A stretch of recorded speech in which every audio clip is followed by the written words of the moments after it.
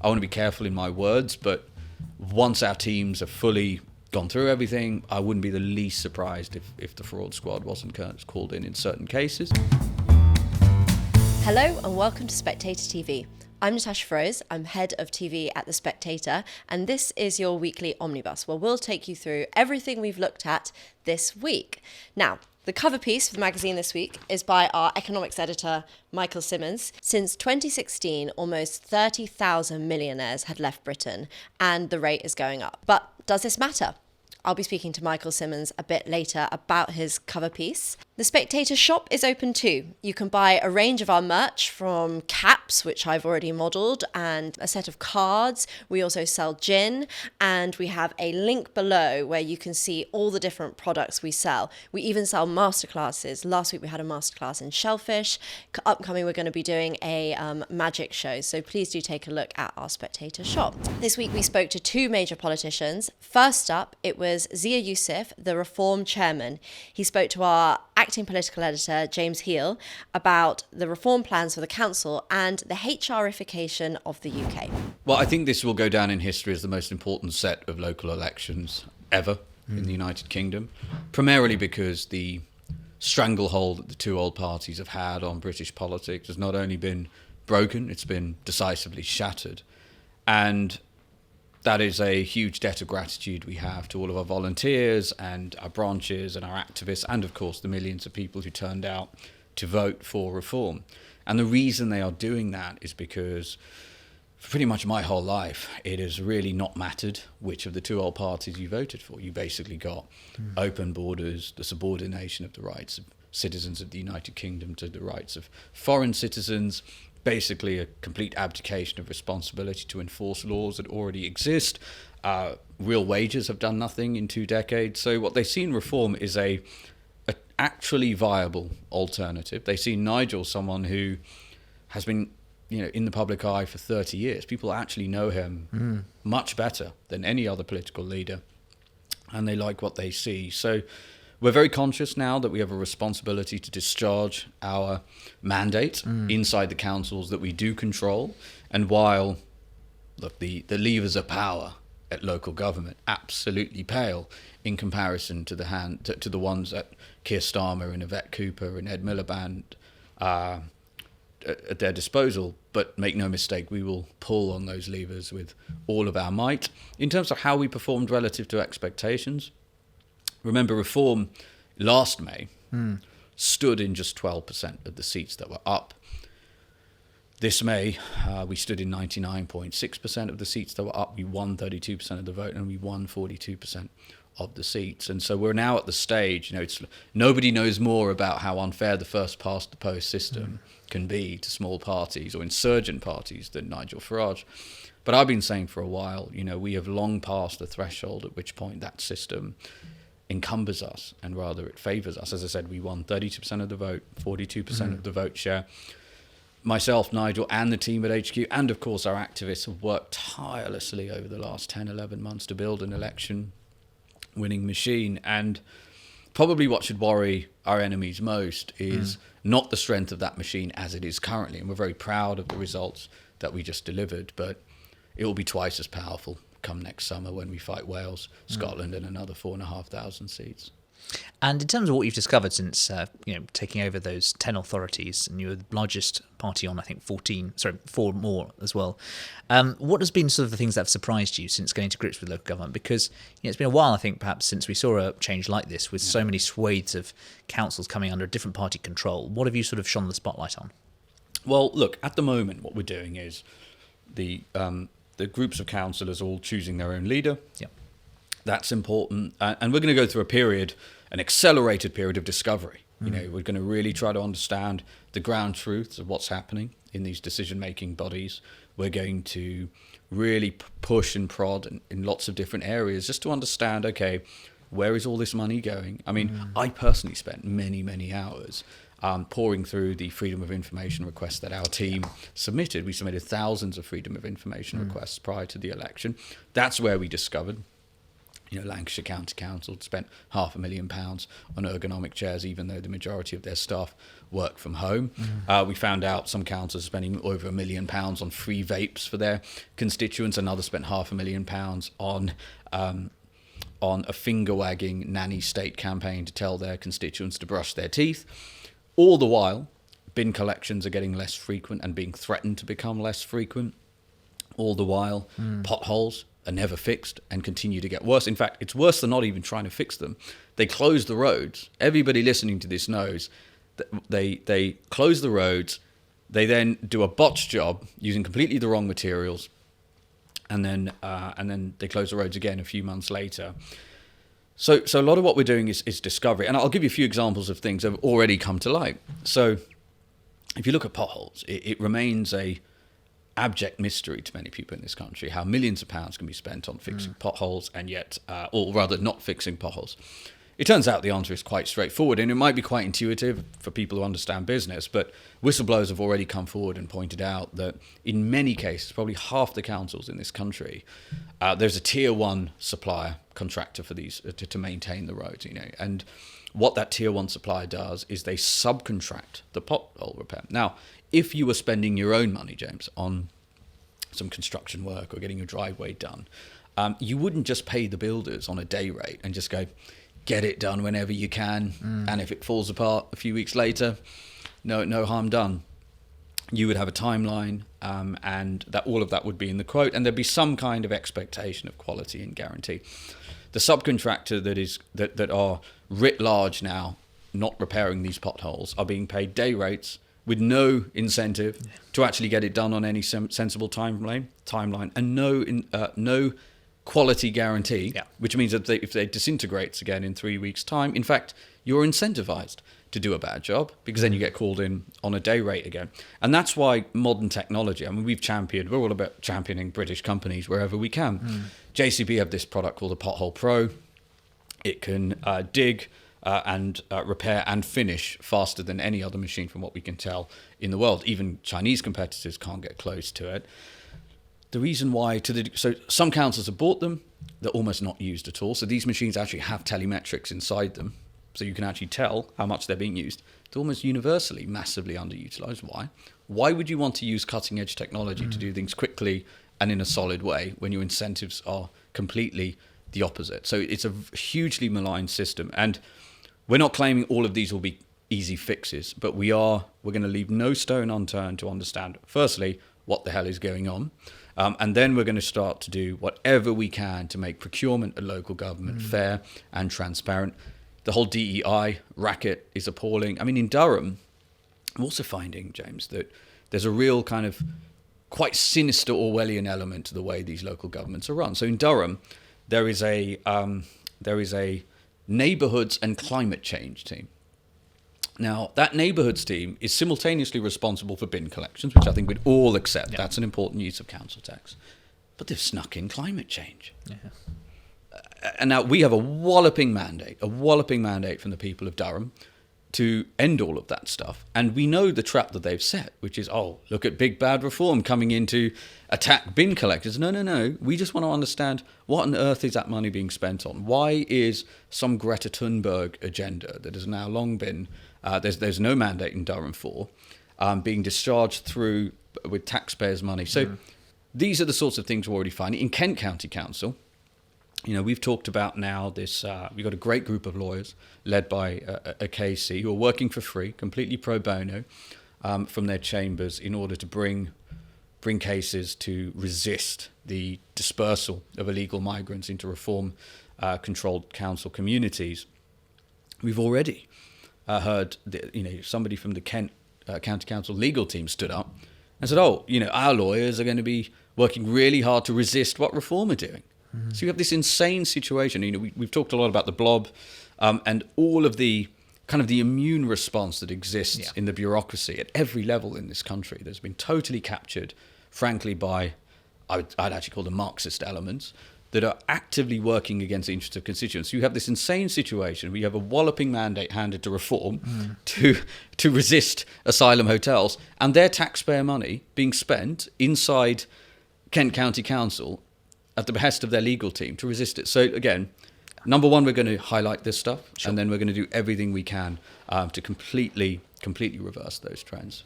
And in terms of how much scope you can actually do to undo a lot of this stuff, what's your initial assessment? Because as I say, we obviously only been running these authorities for just over a week now. But in terms of, is it more about sort of the act of resistance and highlighting waste, or is it actually going to be about ensuring that, for instance, asylum seekers cannot be put in these sort of places where you control? What we can commit to, and what we're working really hard to do, is use every instrument of power available to us, and pull on those levers of power as hard as we can. And we've got to be realistic that the Home Secretary has awesome power in this country. Yvette Cooper is able to do things that no one in local government can, even if they have the best lawyers in the country as we do. However, I do believe that we will be able to, at the very least, delay a lot of these projects. And the law is on our side, make no mistake. The only reason we might lose some of those cases is because the Home Secretary has a fail-safe cheat code available to her. And that fail-safe cheat code, by the way, has been used to an industrial scale to betray the British people. So no, we are going to make changes. We're going to eliminate these DEI rules. You had Lincolnshire, Andrea Jenkins had a whole raft of mainstream media attacks on her because she said we were going to eliminate DEI rules in Lincolnshire. And even the BBC said, we asked Lincolnshire County Council and they said they have no DEI officers. And apparently that was the end of what BBC felt were their journalistic responsibilities. They just took that as given. I'll tell you why that is because if you go and look at, anyone can go to any of these councils' websites and go to Freedom of Information requests. And anytime they respond to somebody, there's a lot, right? There's like a whole load of activists and think tanks, all frankly, doing great work to try to get to the bottom of what's going on. And there's only so much you can do from the outside. And so what's happening is councils realise that there were so many of these requests coming in, so they're just giving them different job titles. And you'd better be, you can fully expect reform council leaders to ultimately be able to identify, how much money is actually being spent on these projects, how many roles are there. And look, we're not saying everyone doing those jobs are bad people, but it is the democratic process has worked, and there is a resounding mandate, I'm afraid, to eliminate those roles, and that is what we will do. And how much, can you give us a sort of ballpark figure, do you think that we save from cutting back these roles? I think Andrea spoke about sort of 10% savings. Is that a sort of fair target? Well, look, I think number one, there are some elements of the savings that can be made which are really important to do because they prevent the further ideological corrosion inside this country, right? As opposed to big percentage savings.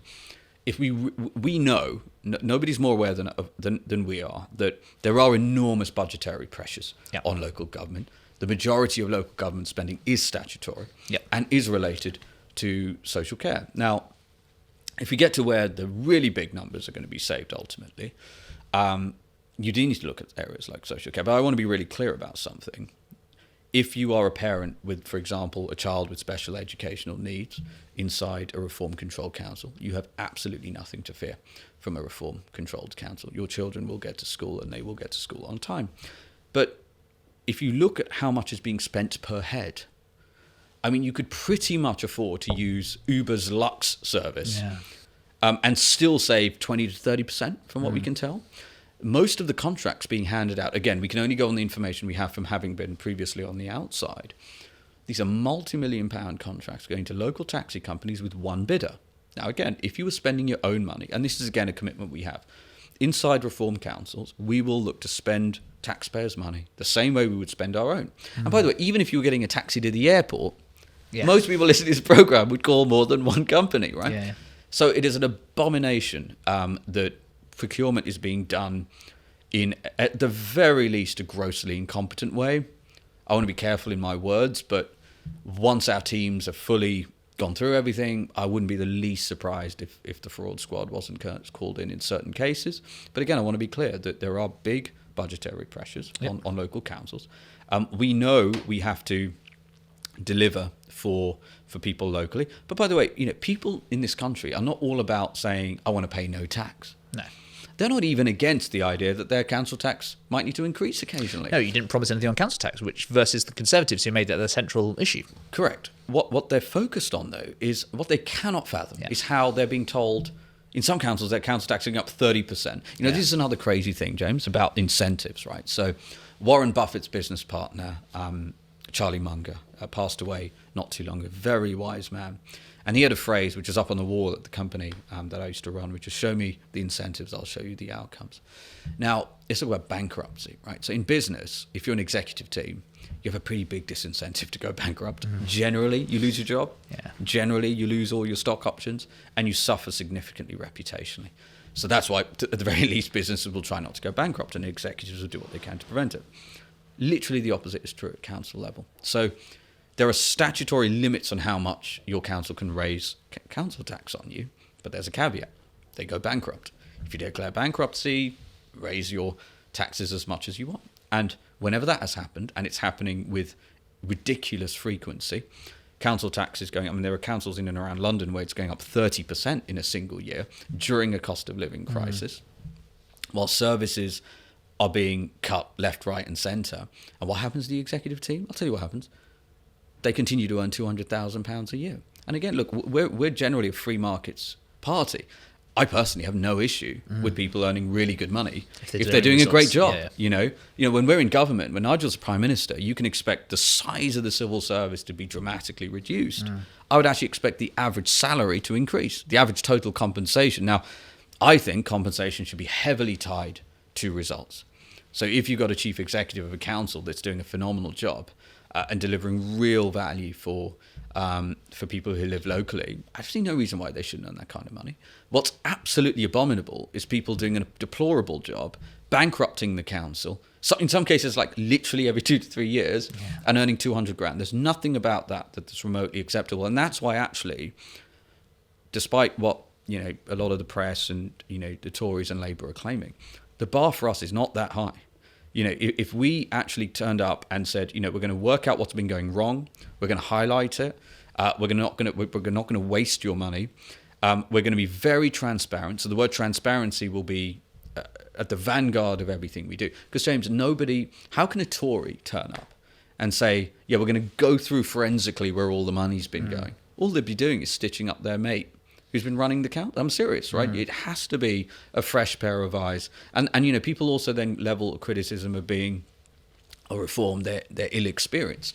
Well, I'm sorry, but what they're really saying is that we've had no hand in the catastrophic destruction of local communities, you know, from a parish council all the way through to the union. I mean, there's a line I had in my column last week where I talked about, you know, speaking to an ex-Labour minister who said, you know, all this talk about, you know, these councils reform are going to run them badly and that'll stop them voting at the general election. You know, the most shocking, we're talking about financial mismanagement, but the most shocking example, of course, some of those local authorities was what's occurred in the grooming gown scandal across the country. And that didn't stop, you know, people voting Labour at the last election, for instance. So I think there's a sort of political point, but there's also a sort of general management point, which is that frankly, a lot of these authorities haven't been run particularly well.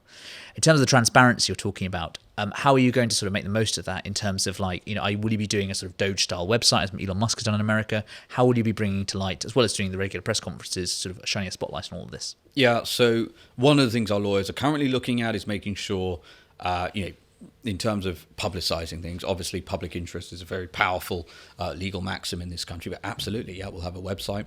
We're going to have a place whistleblowers can come forward. That's already happening, by the way, in their droves. There are people who, I mean, the outpouring of emotion even, including from council employees who said, I can't believe what I've been seeing. And, you know, you mentioned the grooming gangs, and it didn't necessarily stop people voting for Labour. I would argue grooming gangs, tragically, because it should have happened a lot earlier, has become a much bigger national issue post Keir Starmer's election last summer. And, you know, our view on that, by the way, is that the only way you're actually going to bring true justice to the victims and hold to account everybody responsible, the monstrous perpetrators and all of the people who covered it up, who had a sworn duty to protect those girls, is a full statutory inquiry backed by severe criminal penalties if you fail to show up for questioning. And to do that, we need Nigel to be the Prime Minister with a Reform majority. But again, our commitment is whatever we can do locally, we will. And, you know, beyond that, in terms of transparency, there's loads of other things you can do. Let's look at potholes, right? So one of the things we are planning around potholes is everybody knows in their bones that millions of pounds of spent on potholes in their local community and they're never fixed. But they don't have data on that. Why? And already I can tell you, our attempts to get to that data are being obfuscated at every possible turn, right? For kind of obvious reasons. So what we'd like to do is have a potholes dashboard and be able to see, I mean, there's things you can do, for example, if hypothetically there were LiDAR detectors on the front of, let's imagine there was a vehicle, that councils had vehicles traversing pretty much all public roads in the area. And there were LiDAR detectors on the front of those. You would then have real-time visibility on where the potholes were and how severe they were. Now, there are some things called bin trucks, and I know their journeys around local roads, sadly, are becoming less frequent, but they do happen. So the vision we have, ultimately, and I'm not saying this can all happen overnight, is full transparency on where the potholes are. Yeah. We can then go through all the contracts, and instead of hiding these contracts behind the myriad of FOI and having to use FOI requests to get to them, no, we'll be very transparent about, okay, these are the current contracts. Most of them are 5-year contracts, minimum 3. And we're going to be able to, you're going to be able to see every pothole in a given area and how many were being fixed, if any, and how much each fix was costing.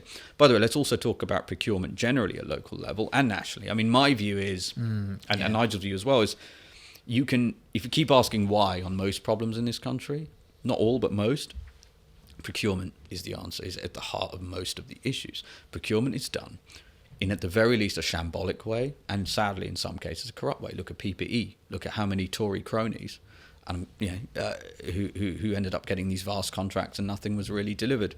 So if you look at many of these contracts, to even be eligible to bid, you need £150 million of revenues. You can't bid if you've been around for less than 5 years. So you literally lock out. You reduce the chances to nil of any innovative companies being able to turn up and say, we want to be able to bid on these things. And again, if you actually allowed the free market to attack the pothole problem with cutting edge technology and said, for example, we're going to take a machine that is orders of magnitude faster and better repairing them, and we're going to sweat that asset. We're going to run that thing every hour of the day that you can without causing noise problems. We'll do a couple of things. You'll massively reduce the marginal cost of fixing a pothole. You'll fix them properly, so the number of repairs in a given year dramatically decline. And, really importantly, you massively reduce the time the road is closed. All of which are going to be hugely popular. And again, we're not claiming we can do all of this overnight. But, Reform, we're pretty high agency people. We generally don't get discouraged if people tell us no the first few times. And if there are people inside the council, and by the way, we've met some great people inside the councils as well. I want to be clear about that too. But if our councillors and executive teams come up against resistance, we know, and I keep telling our council teams this, you are backed by a walloping mandate from the people. And those salaries are being paid out of the backbreaking labour in many cases of the people paying that. And so we know that we have a mission. And actually, we think over the next 4 or 5 years, we can do a lot of good locally. And in terms of the teams you're sending in there, so how does that work? Is it sort of a flying squad or sort of the untouchable style? You're sending them across the country in terms of dealing with procurement and sort of how is that all working in terms of the organisation between your central office in Millbank Tower and sort of the councils across the country? So we're standing all of this up as we speak. As you said, we've only at the moment the councils are currently selecting their leaders, and there's obviously a process that needs to be gone through. And we'll have more to announce in due course. But we will have, for example, a DOGE team. So we'll have a number of task forces. And that DOGE team, which is a directorate rather than a department of governmental efficiency, will then consult and work with councillors and council leaders where we're in control, and of course the executive teams, and then obviously with subordinate teams within that. So, for example, in order to do maximal good in protecting reform communities inside reform control councils from these awful Serco contracts, these gilt-edged contracts, which actually in many cases are 7 years, I found out today, 7 years, massively above market rents, and they cover all costs of maintenance and repair. We are going to need, as you really should expect, the cooperation of the local council legal team. And sadly, I do expect, not in all cases, as you would expect, as has often happened when common sense comes up against the bureaucracy, I think we're going to see some resistance in some cases. But again, we will look to to work through that as quickly as we can. And how does that play out? Because you've already seen union leaders saying they want to unionise these workforces. They're not being already unionised. You're going to see people sort of learning from best practice. You'd imagine also if they're sort of, if there's sort of counsellors, they will be using their political colleagues as well for advice and learning about how best to resist this. How do you overcome the bureaucracy, the vested interest, and deliver the kind of change you're talking about? Number one, being very determined. Number two, having great lawyers. I mean, again, the KC who is leading our legal team, working on a number of these issues, is outstanding. And again, just to be really clear, they're working for free. And then it's a case of, we've really got to understand, as I said, the ground truths of what's going on. Sure. We're not about slash and burn. We're about really understanding what's going on and being really thoughtful about how do we deliver on the mandate that has been given to us. And from what I can tell, and I think a lot of people watching this, James, know this, there's never really been any appetite from anyone in British politics to do any of this stuff. And that's why no matter whom you vote for, even the people whose hearts are in the right place, and there are some, they're relatively low agency, meaning that, they come up against some resistance and either they lack the resolve and the determination to keep working towards the target, or they lacked support from their colleagues, / their colleagues were trying to stab them in the back, right? And so what we're focused on is, again, understanding the ground truths. We'll avail every legal remedy available to us. But look, let's also be really clear about something. If you are an employee inside a local council, and again, I want to caveat this. Yeah. There are a lot of great people who work in local councils, right? They are not our enemy. But if you are sitting there and thinking that you are going to be spending your time being paid for by the taxpayer, actively working against the mandate the taxpayer has just given our councillors, your time is limited inside the council, right? Your time is limited. Put them on notice. So that will take time because we need to work out what's what. As I said, I keep using the phrase understanding the ground truths, understanding the real physics of the government. I mean, there are so many things, by the way, that are just normative, that have no basis in statutory law. Let's take, for example, some of our councils were told, here's the full list of portfolios that you need to have leaders of within 48 hours. I said, well, let's actually look at this because it was a lot of things, and many of them had climate in there and DEI in there and community cohesion in there. And so we gave it to our lawyers and we said, how many of these are actually statutory? And of the 26 of them, it was just 2. Yeah. 2 were statutory. Now, we're not saying that we want to reduce the portfolios to 2, sure, but it shows that we take a very first principles approach to look. We're going to apply the same principles that Nigel will apply as Prime Minister at national level, locally. As I said, the levers of power are much smaller, but that doesn't mean we can't work really hard to do good, and that's what we'll do. And in terms of HMOs, something you talked about over the weekend, explain sort of, for those watching, those homes and multiple occupancy, what that means, what sort of has been going on at a local level there. Well, it's something that most of you never really hear Labour talk about it because most of the cabinet are totally insulated from it. I spent a lot of time on the campaign trail with Sarah Pochin, who's our new MP, in Runcorn. Making a maiden speech today, I think. Yeah, exactly. And she's awesome, by the way. She's going to be, I've gotten to know her well, she's going to be a formidable addition to British politics. But I struggle to think of something more emblematic of the disgraceful, catastrophic betrayal of the British people than this sort of thing, right? So what happens is you have a local community. And we all remember growing up, I grew up in a little, cul-de-sac estate, and we had a little local community. We knew who people were, and it meant kids could play outside without worry. And then what happens is a whole group of over 90% of them men, a significant percentage, often the majority, from countries like Iran, Iraq, Syria, Afghanistan, who have come to this country illegally, are then parachuted in and put inside what is actually quite a small residential accommodation, and paid for by the taxpayer, including the local community.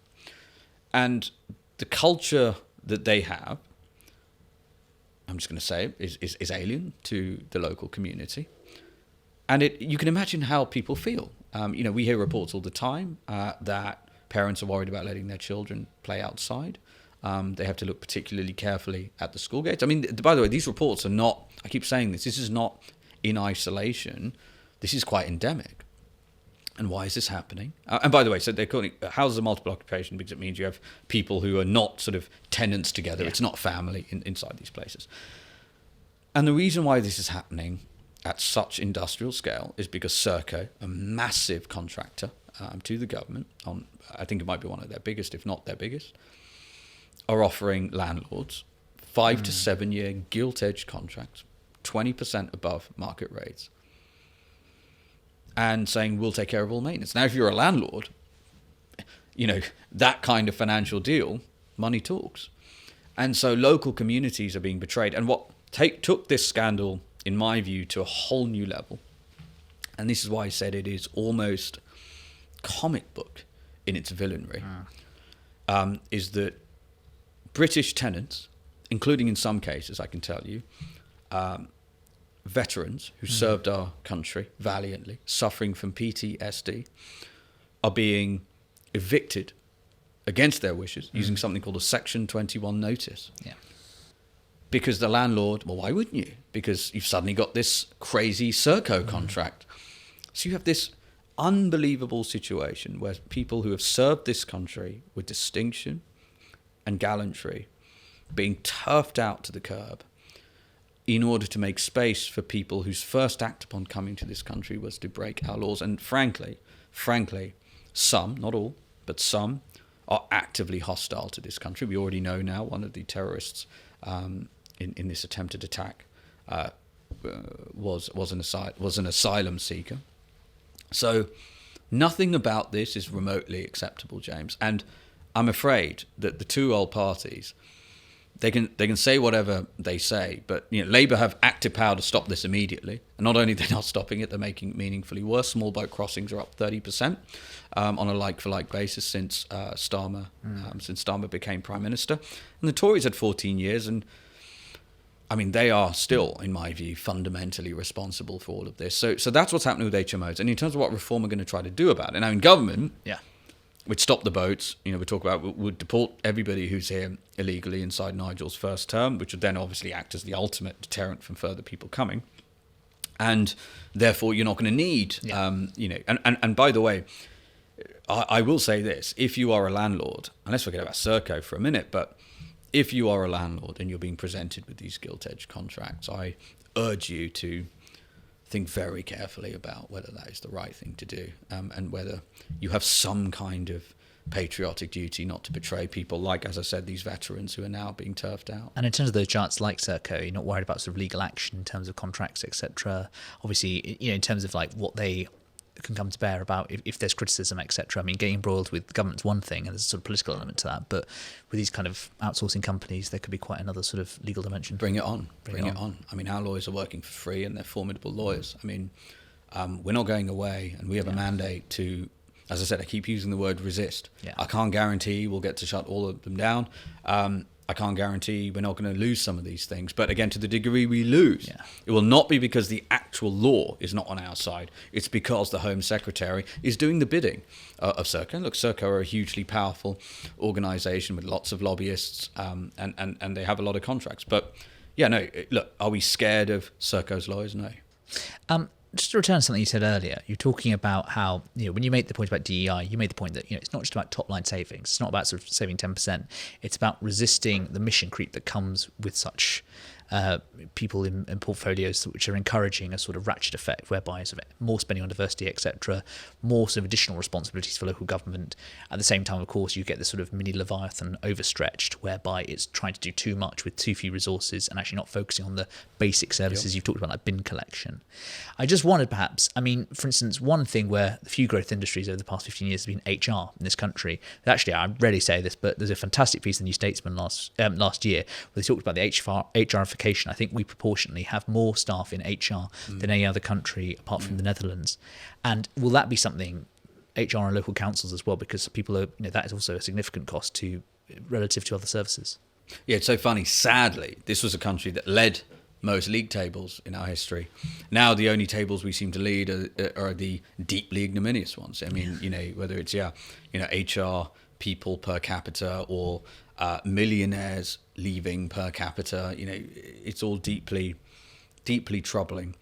But look, of course, I just want to be really clear about one thing. Sure. I am not saying that there is an important work to be done to reducing reducing spend in areas that are wasteful. That will drive significant savings ultimately. But you're absolutely right. There is an ideological element to this. And it's also why productivity in the civil service, for example, is not only getting worse, it's absolutely extremely low, much lower than in private sector places, right? And I think DEI and a lot of what HR does, not everything, but a lot of what HR does, actually reduces talent density inside organisations. I believe, as do everyone at Reform, Nigel and our MPs, we believe hiring should be merit-based and colour-blind. And it is an objective fact. You don't need to be a PhD in philosophy to understand that one has to choose between equality of opportunity and equality of outcome. You literally cannot have both. If you say that half our board has to be of a certain skin colour or whatever it might be, and that is increasingly has been a decision many companies have made, stock exchanges have made. I'll tell you something really insidious about this, because I worked for some big American Wall Street banks who at one point certainly had very significant, industrialized HR teams. And so, for example, there would be these DEI programs, and they'd say, we need to make sure X percentage of our intern class or graduate class were from ethnic minorities. And almost invariably what would end up happening is I'd meet some people and said, I got in through that program. And it was a Nigerian kid who went to Epsom, right? It was an Indian kid whose father has a house in Kensington Palace Gardens that's worth £50 million. And that is worse than it looks. That's not just, but they look great in the corporate photo on the front of our investment report, which is all they care about, by the way. They absolutely do not care. I think, as you can see, why a lot of them have junked their programs recently, because they realised the sort of political premium that comes with that is now gone. Yes, yeah. So they are not scrapping it because they've come to their senses about the reality. It's just because they've sensed the political winds have changed. But you know what's really insidious is that if you are a white working class boy who grows up on a council estate in Runcorn, those people are literally taking away places that should have been allocated. So to the degree you are going to do some kind of program to get talent that might not otherwise get through for, let's say, structural reasons. Like, I'm open to the idea that might be true. But that's got nothing to do with skin colour in this country, or far less to do with that. Much more to do with class. And I remember I gave a speech a long time ago. I was still running my company at a school in East London, where it was about 30-40% ethnic minorities in that school, state school, rough part of London. And I remember I gave a speech, and I actually talked a little bit about this stuff. And I remember a kid's mum was there, and she was literally in tears. And she said, my son I want him to go to Oxford one day, but there's no programs for him. No one wants to help him. And this, by the way, was an extremely bright kid who asked really smart questions. And so that's why, you go back to the ideological aspect of this. What we have to do, and what we do really care about, Nigel spent decades trying to do this, is say, this should be a country that once again goes back to equality before the law. I mean, we haven't even talked about how this has infected policing. If you report crime in this country, probably the majority of it now, to the disdain of the police officers, frankly, is spent asking you what religion you are, what skin colour you are, who you've been going to bed with. I mean, imagine a lot of this stuff is going to be a textbook for the next PCC elections. I mean, I know that's a long way off, but that's going to be a key thing in terms of what they're looking into and sort of some of the political priorities of these police chiefs, which are supposed to stand up for communities. Yeah, and again, I keep saying this. We are not a party that's just going to talk about these things because a focus group said it would do well. As I said, we're going to work really hard. Hopefully you can already see that in the first few days, and you can expect that to continue. We are going to discharge our mandate to the fullest degree we can. We will be relentless. We are going to bring the fight to the. There's almost going to be an immune response. There always is, right? There's an immune response inside the bureaucracy that has been so captured by many of these, frankly, Marxist concepts. We should expect that. We're not angry about it. We're not even frustrated by it. We're prepared for it. But we will, just as we worked really hard to outmaneuver and outwork the old parties in winning those elections, we will do the same with the bureaucracy. I mean, obviously, the key thing is to prevent sort of capture of your of your sort of elected representatives. I mean, one part of that is obviously becoming part of the bureaucracy, becoming part of the old machine in some ways. But the other point is, I think, perhaps is just at a small level. I mean, we've talked about corruption, but just in terms of kind of the incentives when it comes to planning, for instance, there's plenty of stories in places like privatised rotten boroughs about sort of councillors, getting lobbied, etc., whether it be freebies, etc. Would you take a very strong line against that kind of thing creeping into the Reform Party? Yeah, we will. We will. I mean, I've done Zoom calls at this stage, in person soon. In fact, we're bringing all our councillors across the country down to a conference in London There'll on be a lot Saturday. of them. This Saturday. This Saturday. We're moving fast. But what I've said to all in the Zoom call is, look, if you're caught up in one of those scandals, then in the end, you should expect us to respond in the way it would be appropriate for a party that has stood up very much against that sort of thing. And I'm not going to claim that every Reform elected representative is going to be perfect, but we're going to be meaningfully better than the two old parties. And as I said, we have got teams going in who are going to be working very closely with the councillors, the council leaders, and the executive teams to get to the bottom of where taxpayers' money is going, why there is a seemingly bottomless pit that seems to... And by the way, they always blame social care. Like, yes, so two things can be true at the same time, James. It can be true that there are severe and significant demands being placed on a statutory basis of local councils by social care, and that getting those special educational needs kids to school on time is critically important and sacrosanct to us. It can also be true that vast amounts of taxpayers' money is being wasted, at the minimum wasted, and as I said, in some cases I think we're going to find it's being stolen. And tell us a bit about the sort of the people who just got elected. I mean, obviously you sort of won sort of nearly 700 councillors, but are there any sort of names that sort of jump out? I think one of them is your new leader of Kent County Council is Lyndon, who used to work here at the Spectator, actually, funnily enough. But are there any sort of ones you sort of pick out? Because I also make the point that I think that presumably some of these councillors are going to presumably be your candidates for national government next time at the general election of 2029.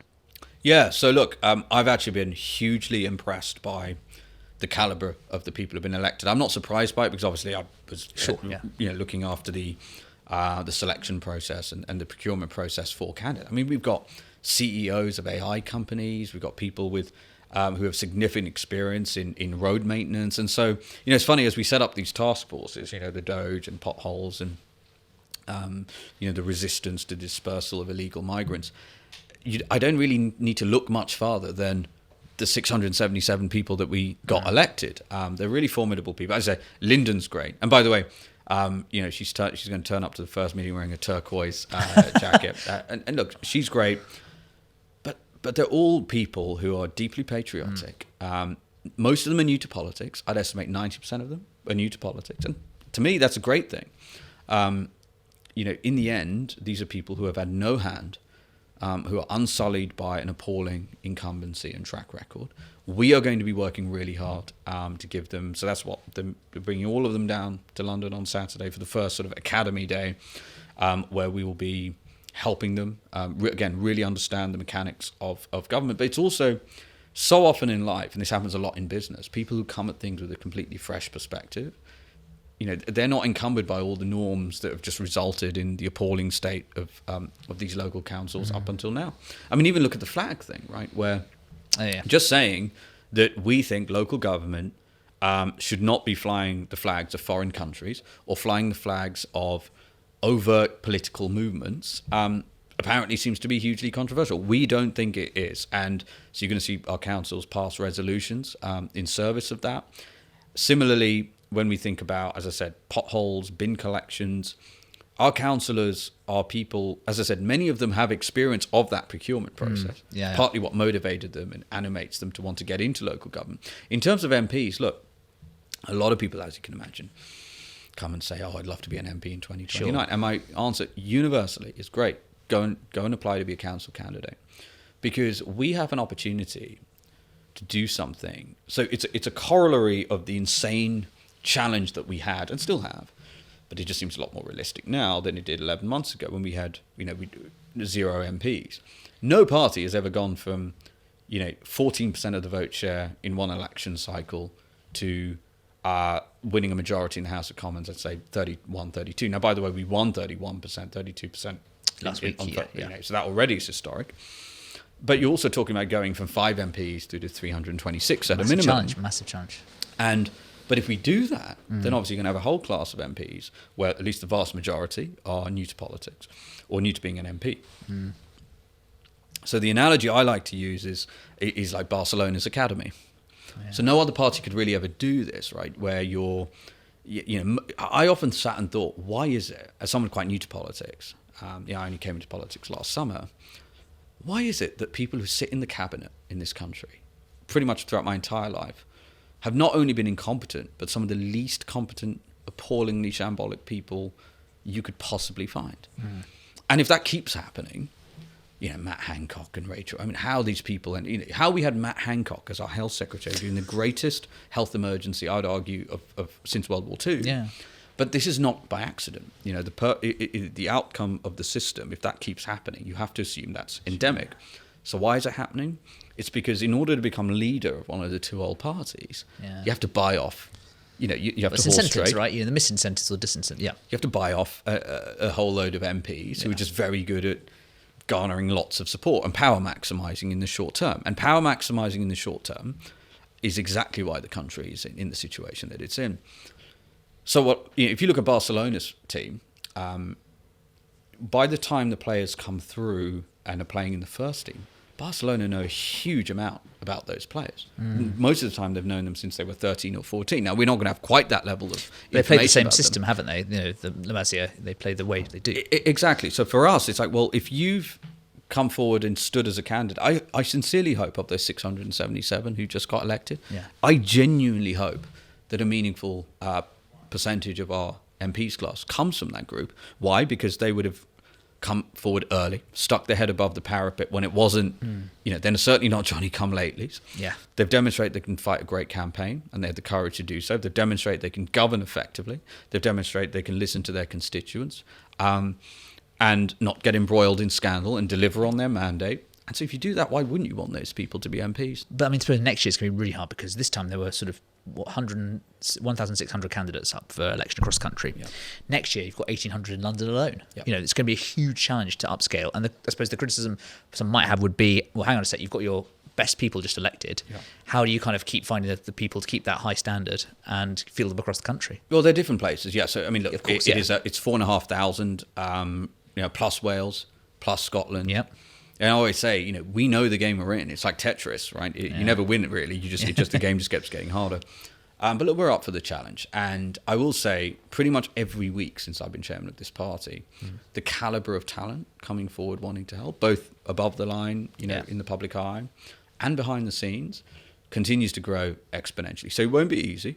Nothing about this is easy. I think we've already demonstrated to people, look, it was only 8 to 10 months ago, people were saying, quite learned people, Farage parties, and I'm quoting, are capped at 15%. He surrounds himself with people who have no idea how to build things. I mean, and again, the opposite is true. Nigel is capable of attracting some of the most formidable talent in this country, and the evidence of that is what we just delivered on the 1st of May when we went up against, we had to fight that parliamentary by-election and go up against Labour's artillery. Yeah, in one of their their machine, heartlands. Northwest, yeah. Alongside, why do you think they did it on May the 1st? Obviously to time and sort of distract resources. Because they thought it would distribute our resources and spread us thin. And that was true. We still beat them, albeit by a slender margin, but we beat them. And look, again, we take nothing for granted. Yeah. We're certainly not complacent. But we've got awesome people coming forward wanting to help us. And look, we're mission driven. We all know why it is. And I think that's difficult for a lot of people to understand. In business, culture of a business is critical, right? It defines... you can go to an Apple store today and you still feel Steve Jobs' presence inside that store. And everybody at this party, Ed, who's our head of press, who's over there, and everybody else in and around Nigel is mission-driven, understands why we're all here. It's why Sarah joined us. So look, is it going to be, it's literally going to be 3 times harder to field high-quality candidates next year as this year, but we'll do it. Next, for the magazine this week, our editor Michael Gove spoke to the Justice Secretary and Lord Chancellor Shabana Mahmood. They covered everything from prison capacity to assisted dying and the reckoning that's coming for the grooming gang scandal. Lord Chancellor, pleasure to be in this office. Welcome back. Thank you very much. You're dealing with some of the most difficult issues that any minister has to deal with in this government. And over the weekend, we were reminded of some of the challenges that we face in our prisons. Axel Rudipakana, the Southport killer, was responsible, it seems, for an assault within jail. And of course, just a few weeks ago, we had one of the Manchester Arena bombers in Franklin Prison, a high-security prison in Durham, also perpetrate an attack within our prisons. We've had various people making suggestions about how we can improve security within the prison estate. What are your reflections about what needs to be done? You'll appreciate there is a live police investigation, so I won't want to comment on the specifics of individual cases. But it has highlighted that sometimes the situation within our prisons is dangerous. I've known that since I've walked in to this department. And what I think is thrown into sharp relief and has brought to life for the public, really, because what happens in prisons is often, out of sight, out of mind. The risks that our prison staff run on a daily basis, handling sometimes the most dangerous prisoners in this country, and the personal danger that they put themselves in for the rest of us every single day. And I obviously want to pay tribute to our prison staff because I think they do an incredible job in very difficult circumstances. It's my job to try and make sure that that working environment that they are in is as safe as possible, that they are as safe as possible whilst they're fulfilling their duties to us. It's why I've announced a snap review of the use of protective body armour, which we'll report in just a few weeks' time, and we'll make some decisions about how we might take further measures to protect our staff. We've announced a trial on the use of tasers in our prisons, which will take place later in the summer as well. Again, all motivated to think about how we can run safer prisons and keep our staff safe at the same time. And then with the specific potential risks that were highlighted by the incident at HMP Franklin, I've announced an independent review into separation centres because we've had a problem with radicalisation in our prisons. We've had something like 11 reviews and reports, 230 recommendations. Separation centres came about as a result of one of those important reviews and recommendations. But I think the way that radicalisation manifests itself and the dangers that poses changes all the time. Yes. And so the question for me is, have we kept up to pace with the way that the risk now presents itself, which might mean we need to change course. So that's the independent review will look at the broader use of separation centres and what else we might do. And there are two particular issues here. One is, as you say, the risk of radicalisation. And just when I was in this job, we were worried about that. We commissioned a review by a former prison governor called Ian Aitchison that looked at radicalisation. But there's also the question of security, and some representatives, speaking on behalf of prison officers, have suggested that we might emulate an American US Supermax style system with even tighter controls on individual prisoners. Do you have any early reflections either on the radicalisation danger or on whether or not there needs to be even more enhanced security for the most dangerous?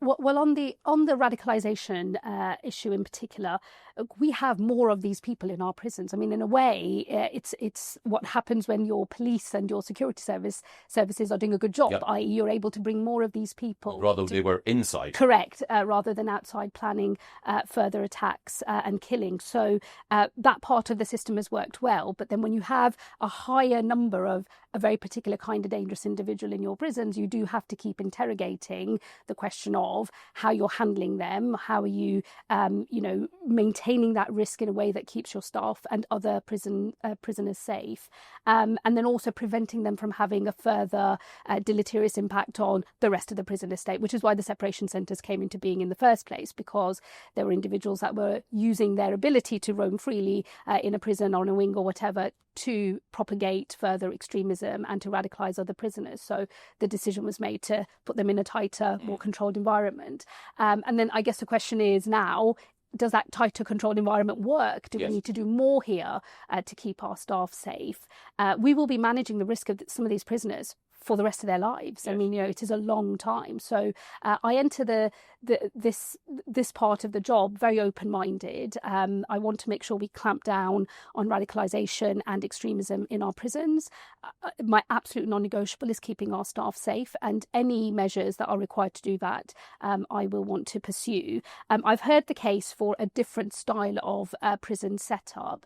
And again, I wouldn't take anything off the table. I'm wanting to work with the Prison Officers Association, other staff groups as well, to work out what is the best way we manage this risk safely together. The thing I would observe, though, is even with our most dangerous prisoners, independent inspectors, other governors will say you do need to run some sort of regime, because the running of a regime is what enables the risk level to come down as well. And so we will want to balance the necessity of regime to manage risk as well as possibly more and further steps on separation or segregation. So I think it's a finely balanced thing that we have to do, but I'm very open-minded about where the solutions might go. Now, all of this occurs against a backdrop of the prison estate being full, effectively. And so one of the challenges that you have is how to manage a situation where the prison system is running hot. You've commissioned David Gauke, another former Lord Chancellor, to look at sentencing in advance of David's report, and he's reporting independently. Mm-hmm.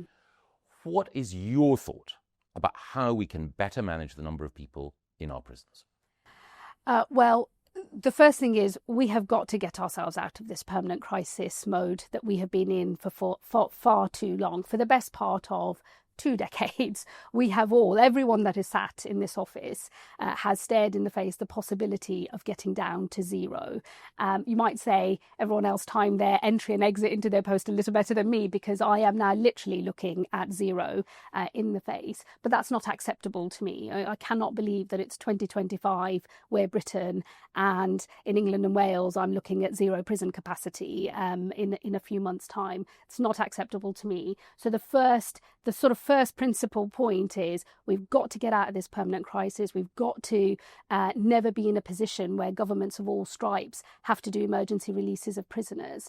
And it falls to me to make sure we get that right. I consider that my biggest duty in this job, actually, to stop this system from being permanently on the brink of collapse. That's not good enough. It's not good enough for victims, but for wider society as well. I think that's a terrible state to be in. So the first task for David, the first thing he's got to do, is provide us with a roadmap to getting to a position where we never run out of prison places again. We've got to always have enough prison places in our prison system for the dangerous people that have to be locked up to keep the public safe. And I'm not willing to put that at risk, and we've got to therefore make some tough choices, and I'm sure his recommendations will help us do that. The second thing I think we've got to get better at, which we're failing at as a country and have been for a long time, is how do we help prisoners become better citizens on exit from prison rather than better criminals? At the moment, they are better criminals when they leave, on the whole.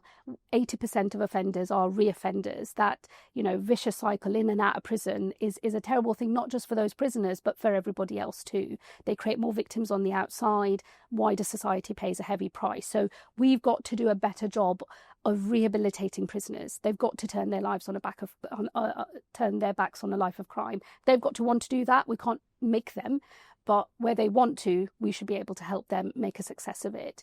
And then I also think we've got to expand the range of punishment outside prison, because in a world where we are always running out of prison capacity, we do have to think about those offenders who can be effectively managed in the community. But my test there is, can we keep the public safe?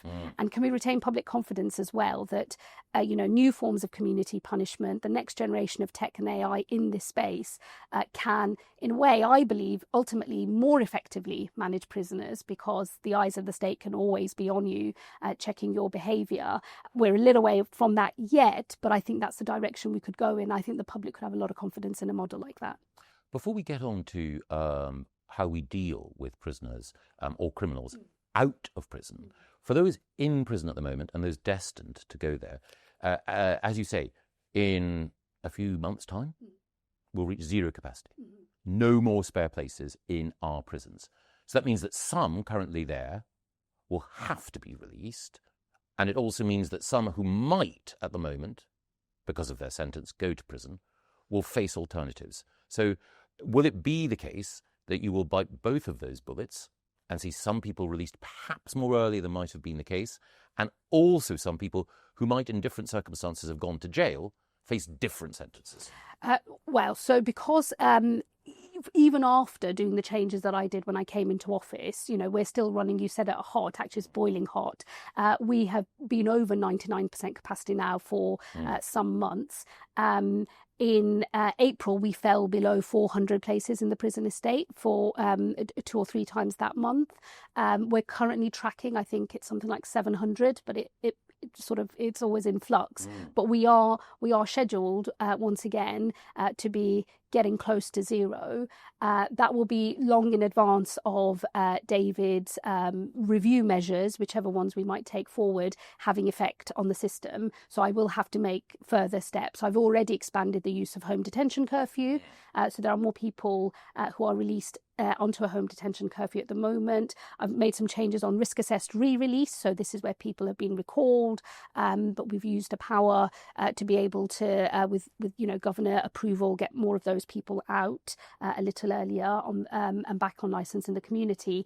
And this, it's an indictment of the situation we're in, because you can take a big decision like an early release step, as I had to do, and it still doesn't buy you enough time. You're still on the verge of running out. When it comes to home detention curfew, obviously there have been issues in the past with tagging and with the tech. They occurred on my watch, so I'm as much to blame as anyone. But do you believe that you currently have the technology and the capacity within the probation system to manage these people in order to ensure that the risk is minimised? So I think the first thing to say is the tech works. The tags that we use, whether they're radio frequency or GPS or the sobriety tags that we use to monitor compliance with alcohol orders, they are good, they work. We released a report last week that shows our radio frequency tags have a 20% impact on reducing reoffending. They are good and they do the job they're meant to do. Obviously, they have to be administered in the community. For that, you need probation capacity. We have a contract with Serco. There have been some well-publicised difficulties with Serco's management of that contract that we've been dealing with. But fundamentally, the tech works. The changes I've been making, I've tried to phase in a way that has allowed probation to have the time to prepare. So even with the decision I made early days of government on SDS 40 and that emergency release programme, I phased it so that probation had 8 weeks to implement the change. And that was designed to give them the time to not just do the paperwork, but get ready, get in touch with victims where that was required, and just to try and run a smoother system. And I will always try to make sure we work with staff and those on the front line to get any of these changes right. We've increased probation capacity. We've hired extra probation officers, 1,000 more. We've got 1,300 more coming on stream in the next financial year as well. So we are always increasing capacity, and I've made other decisions to try and pivot the work that probation do towards high and medium risk offenders, again in order to make the best use of their time to make sure that they can do their bit in keeping the public safe. So it's a process. The probation service I inherited was also on the brink, I think. Huge workloads, lots of pressure, not enough resource, and I've made early decisions to try and increase that and try and alleviate those pressures with further changes down the track post-sentencing review. Again, these are live discussions in government and I won't get ahead of a spending review, but, I will be fighting on corner to make sure we have the resources we need to implement any changes that we have to do safely. So you do need a good settlement from Rachel Reeves in order to ensure that we can keep people safe? I won't be the only person in government making this argument. I won't get ahead of those discussions. But of course, if we are if we're in a position where we have to make reforms to the system, public protection is the number one priority. Obviously, Parliament needs to know before anyone else about your response to the Gawk Review and any other changes you might make. But is there something guiding your philosophy that you can share now in order to help people to understand, when you make that announcement, where it comes from? So I would go back to the fact that I think it just falls to me to be the person that sorts this out once and for all. I don't want any future Lord Chancellors to be in the position of having to stare at graphs looking at zero capacity in a few weeks or months' time ever again. I think it's a terrible indictment of where we've got to as a country, that's what's happening. And I can't bear that. I can't bear that as a country, that's the position that we are in. It drives short-term decision-making. That's not what I'm about. We've got to fix the crisis. It's a dual approach. So there's sorting out the permanent crisis, and then there's sorting out the slightly more hidden crisis on reoffending as well. So to my mind, the two things go hand in hand. We've got a poor track record on reducing reoffending, so we keep needing lots of prison blazes for the people that are going in and out of the system, and then the system's running out anyway. So on both these fronts, we've had an absolute shocker as a country over the last couple of decades or so, and I've got to fix it. Doing the right thing might well mean taking political pain. Mm-hmm. Are you confident that the Prime Minister will back you in what needs to be done? And are you also prepared to see your popularity in the country potentially take a hit in order to resolve this problem? Because it may blight your otherwise bright political future. Well, that bit is easy because it's not about me. I've got a job to do, and that's the only thing I'm focused on, is what I care about. And I've taken a solemn oath on my holy book. And to be honest, that is a very good leveler of helping you decide what is and what is not important. And I know what's important, and getting this right for the country is the most important thing. And as for support across government, the Prime Minister has backed the decisions I've been making. He's understood the scale of the crisis. He's a former Director of Public Prosecutions. He understands the criminal justice system. I think even he was shocked when I had to show him graphs during the summer of disorder last year of where the prison capacity really was at. And it was a real eye-opening moment for him and everybody else, I think, in government. But I think it is now understood across government with my colleagues in Cabinet that this system is running at boiling hot and is permanently on the verge of collapse. It means it's a hard road ahead, and I accept that. But in my world, it's much worse to be putting the public at risk because you've got a permanent crisis. Your acting permanent secretary, Amy Rees, is someone who was an outstanding prison governor. Are there in the prison estate at the moment governors who you would point to as exemplars when it comes to rehabilitation? And are there some people in the system as governors who perhaps need to be moved on? Oh, well, I won't name and shame, but there are definitely some prisons where there has been an exceptional turnaround with excellent leadership right from the top, either on running a better regime in prison, on staff safety, and then on delivering rehabilitation programs and making a success of it. And there are other prisons that obviously struggle and where that isn't working as well as it should. My own approach is sort of not to go in on the attack, as it were, on the governors themselves. Mostly people are trying to act and do their best. It's more to think about some of the root causes, that might be afflicting particular prisons on design or maintenance that are, proving keeping drones out, for example, to be a bigger challenge in some places than others. So sometimes there are practical things that we can look to instead. But absolutely, leadership and local leadership makes a difference, and how to take the best of that leadership and clone it or reproduce it everywhere is part of the task here as well, which I'm very alive to. I know you and others have talked a lot in your tenure about more governor autonomy and allowing governors to act more freely over the prison that they run. It's not something I'm ideologically opposed to in any way. I just think I've come in at the point where there is the crisis of capacity first and foremost, and my first job is to get the capacity problem sorted before I can sit with my governors and work out actually what kind of leadership it takes to run the better prison. So don't make the perfect the enemy of the good. Exactly. Solve the crisis now and then see what more can be done. Absolutely. But I fully accept that once you're beyond the capacity crisis, there is a big job to do to make sure our prisons are effective. Prisons aren't the only crisis area you face. We have a huge court backlog. We do. And justice delayed is justice denied. Do you believe that there needs to be a change in the way in which our courts are run, and also a change in the way in which we approach what a fair trial means?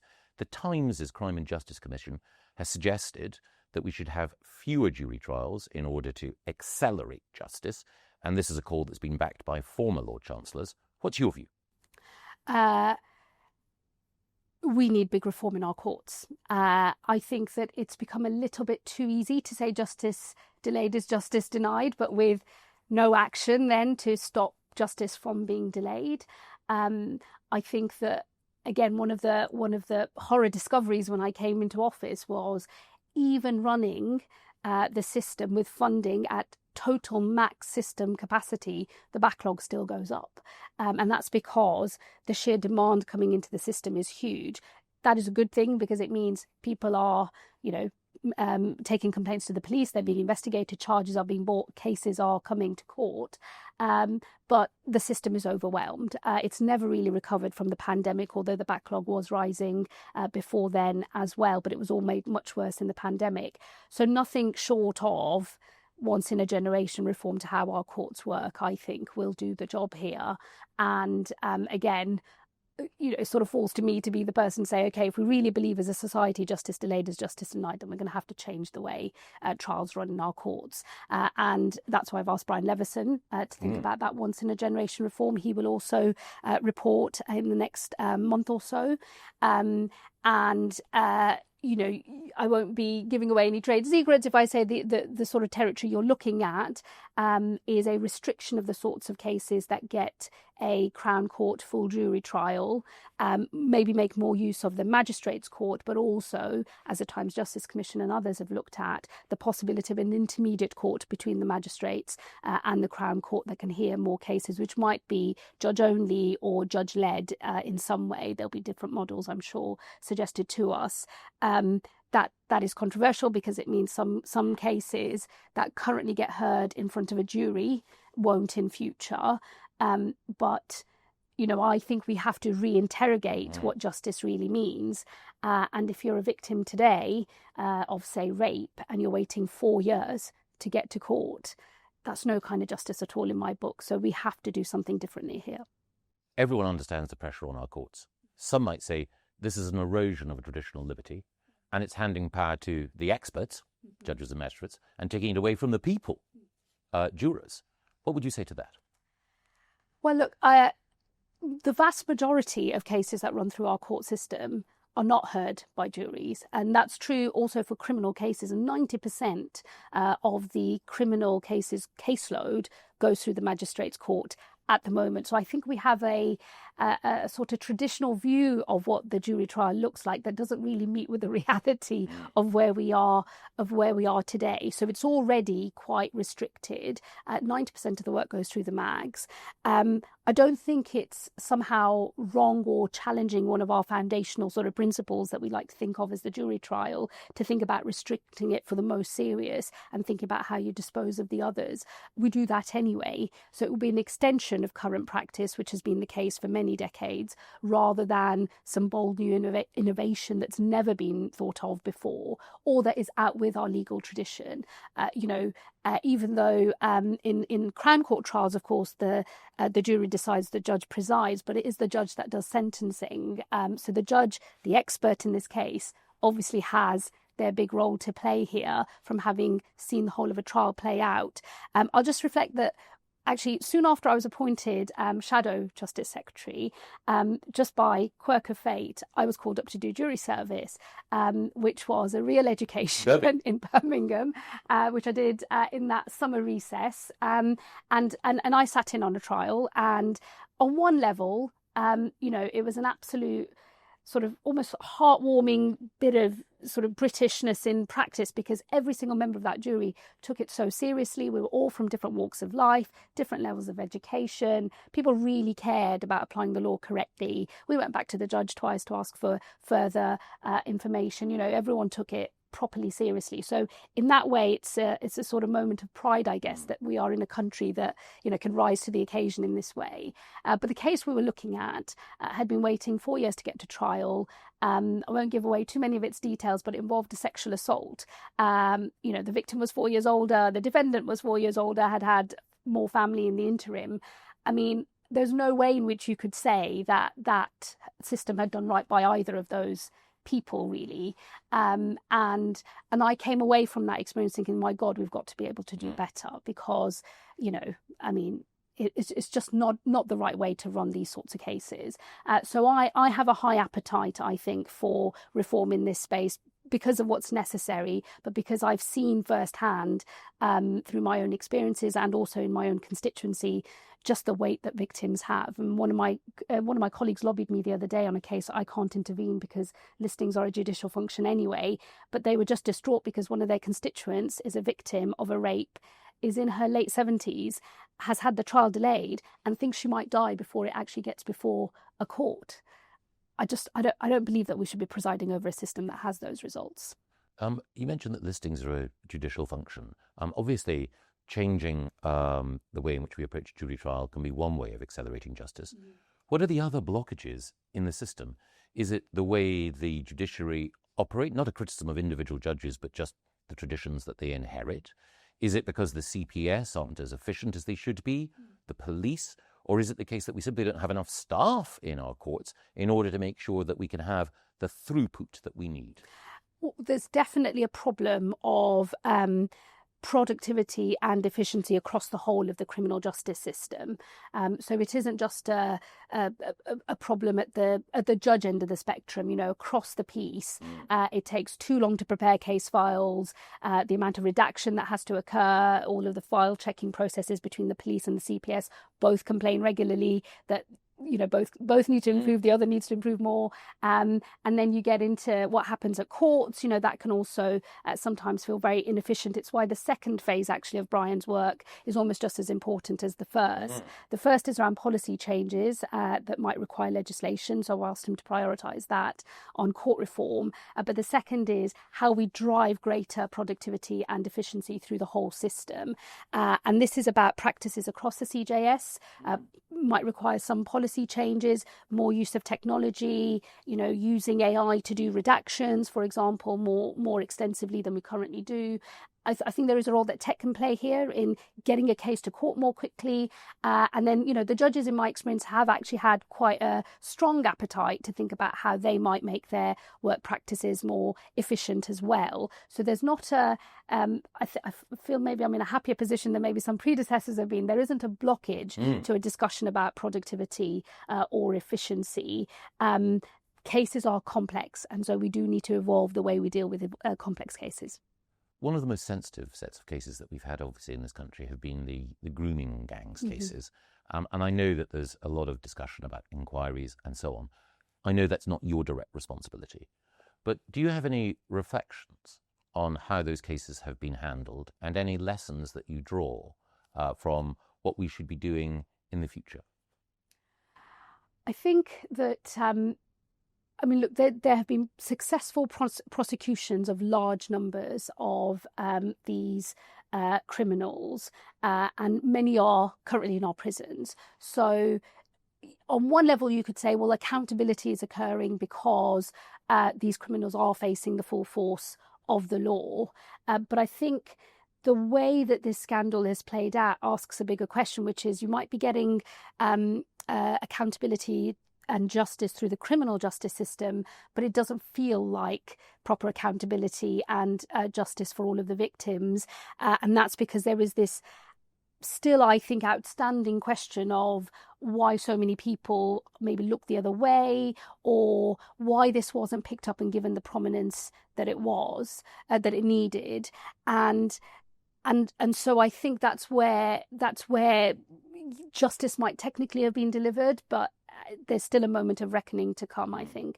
And that is why, actually, as a government, we thought more of local inquiries, because those local failings that need to build trust in local institutions is almost more important than the national institutions, because on one level, actually, the police, the courts, once they started dealing with this crime, and that didn't happen for far too long, but once they started prosecuting, we were able to see cases come through the system. So there was some concern following on from Jess Phillips' statement that these local inquiries might be kicked into the long grass.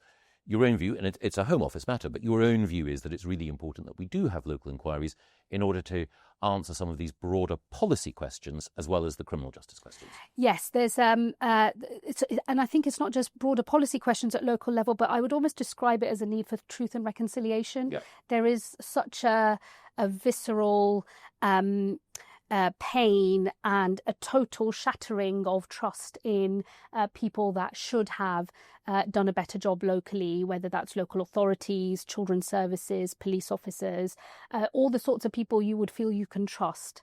And that trust has been fundamentally shaken, if not totally broken in some of these places. And I think there is that need for reckoning. I hope I'm not overstating it as truth and reconciliation, but in my mind, that's what it feels like is needed. Totally understood. Obviously, one of the issues that's been raised is the cultural factor. Let's put that to one side. But you're the most prominent British Muslim woman. You mentioned earlier that you had sworn an oath on your holy book about the duty that you saw to resolve the problems that you face in government. What does faith mean to you?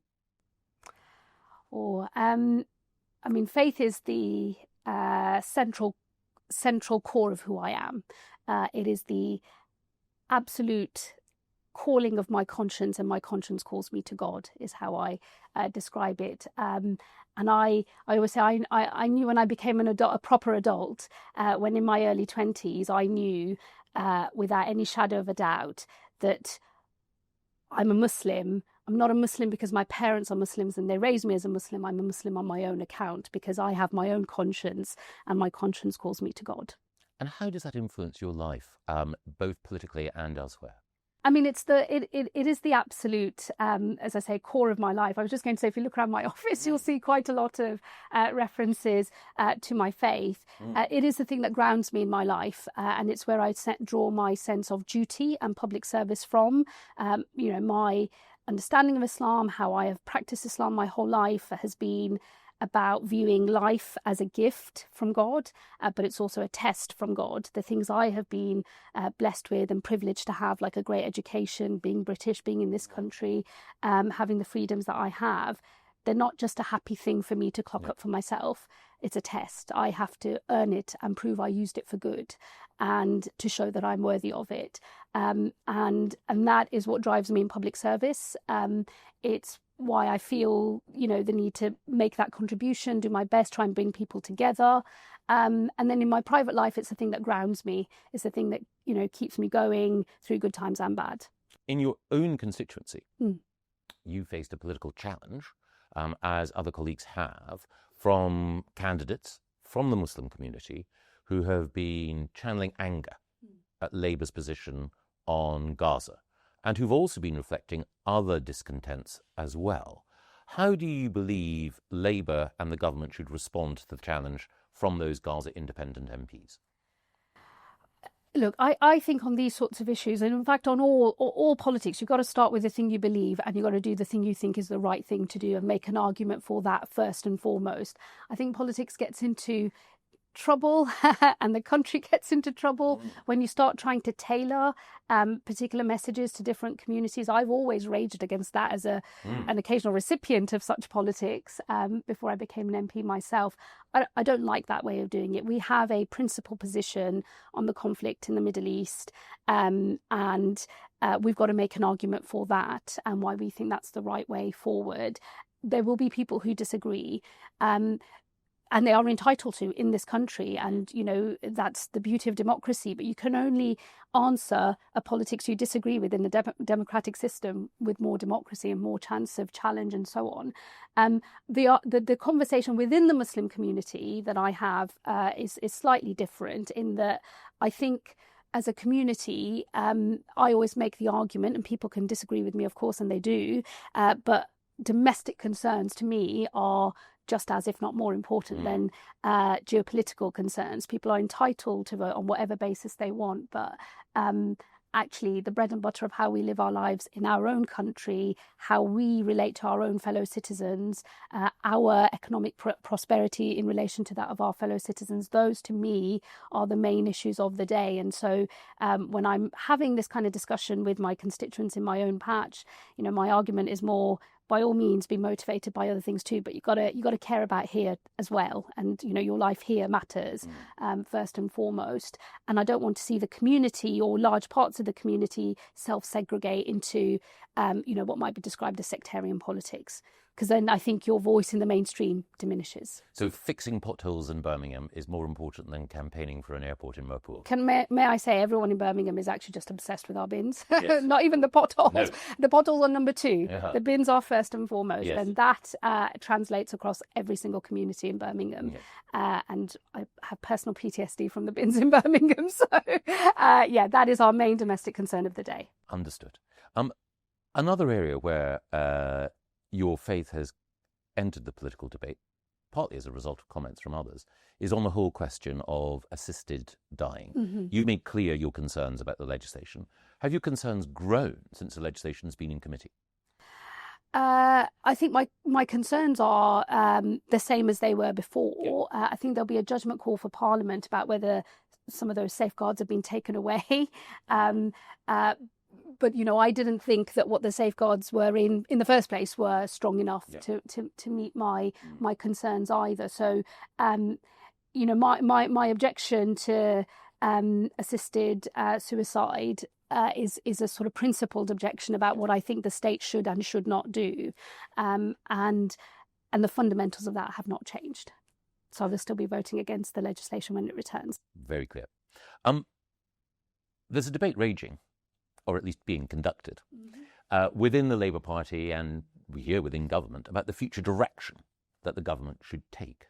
You've been associated with Labour Together and with the blue Labour tradition. Do you believe that some of the things that blue Labour politicians like Dan Carden and Jonathan Brash and Jonathan Hinder have said are the right cue for the next stage of Labour government, and that there are other traditions or arguments that you believe should be listened to more? I have a natural affinity for the faith, flag and family element of Blue Labour. Again, if you take a look around my office, it probably says quite a lot of that to you too. So to the extent that, Blue Labour is a group of people that call for a more communitarian politics, a recognition of our rights and responsibilities to each other, that negotiation process of how different types of people learn to live together, the things that are part of our democratic pluralistic traditions. I have a natural affinity for that. I have a sort of, I would gravitate towards that myself. I think they have just as much a contribution to make as other groups as well. What's interesting, I think, post global financial crisis in both political parties, there is this contestation going on about not just future direction, but also philosophical turn. And long before Blue Labour, there were Red Tory. It's a thing that's been happening in our politics for a while. I think they've certainly got a contribution to make, and the politics they argue for is very rooted in the day-to-day concerns of working people across our country, and to the extent that that's what they're advocating for, that I think fits neatly with the approach that Keir has taken with his government. So, you would say that you were obviously politically on the left and progressive. You're not a liberal. No. I think others might have described my politics a bit more socially, small c, conservative. These days, all of these words are contested, so you're never quite sure, what the label what means today and what it might mean in the future. I am not like a capital L liberal in that sort of liberalism tradition. As I say, if you were trying to put me in a box, you would say social small c conservative. And does that also mean that you believe that we need to take action to bring migration down as well? Absolutely. I think there's...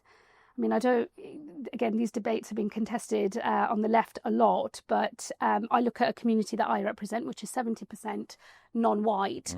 And if you ask my constituents, they want a fair managed migration system. They think there should be rules. Most of them will say they came in on the basis of really quite strict rules that they followed to come to this country to work and make a life for themselves. And they want that sense of fairness for everybody that might come now or in the future. But they do want strong borders, and they do want a system that, everyone plays by the same rules. So I've always had that view around migration. I just don't know why we've got ourselves in a tangle talking about migration controls on the left of politics, because it's really pretty fundamental to the way a lot of our voters think, and a lot of the communities that we've always represented in politics think. So I think we're just returning to the sensible voices of the people that put us in these positions in the first place.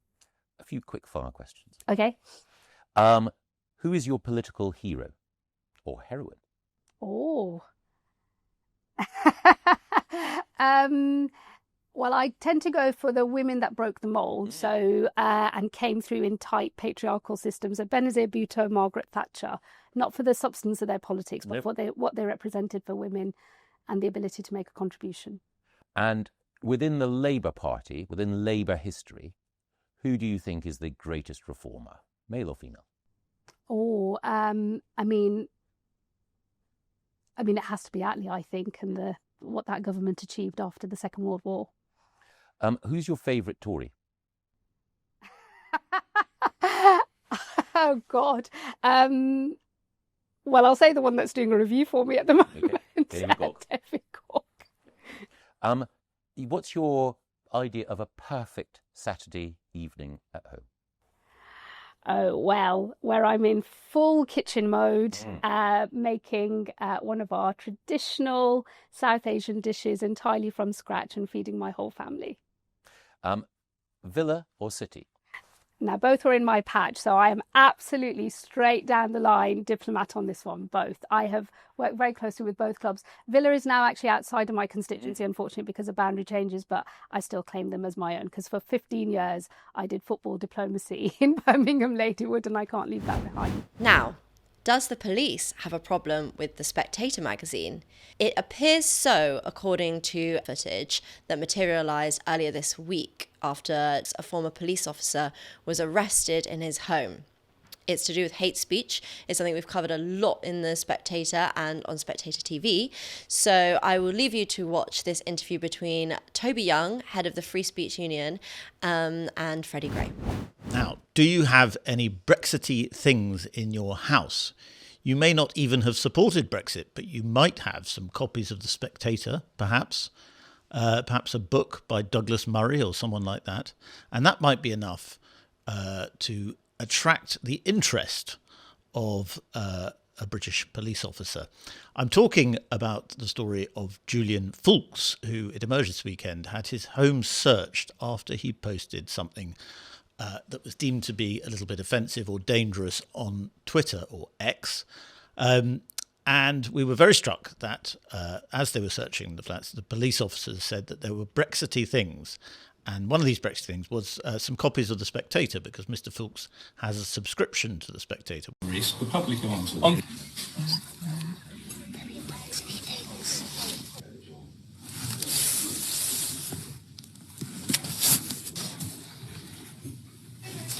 That's a little odd.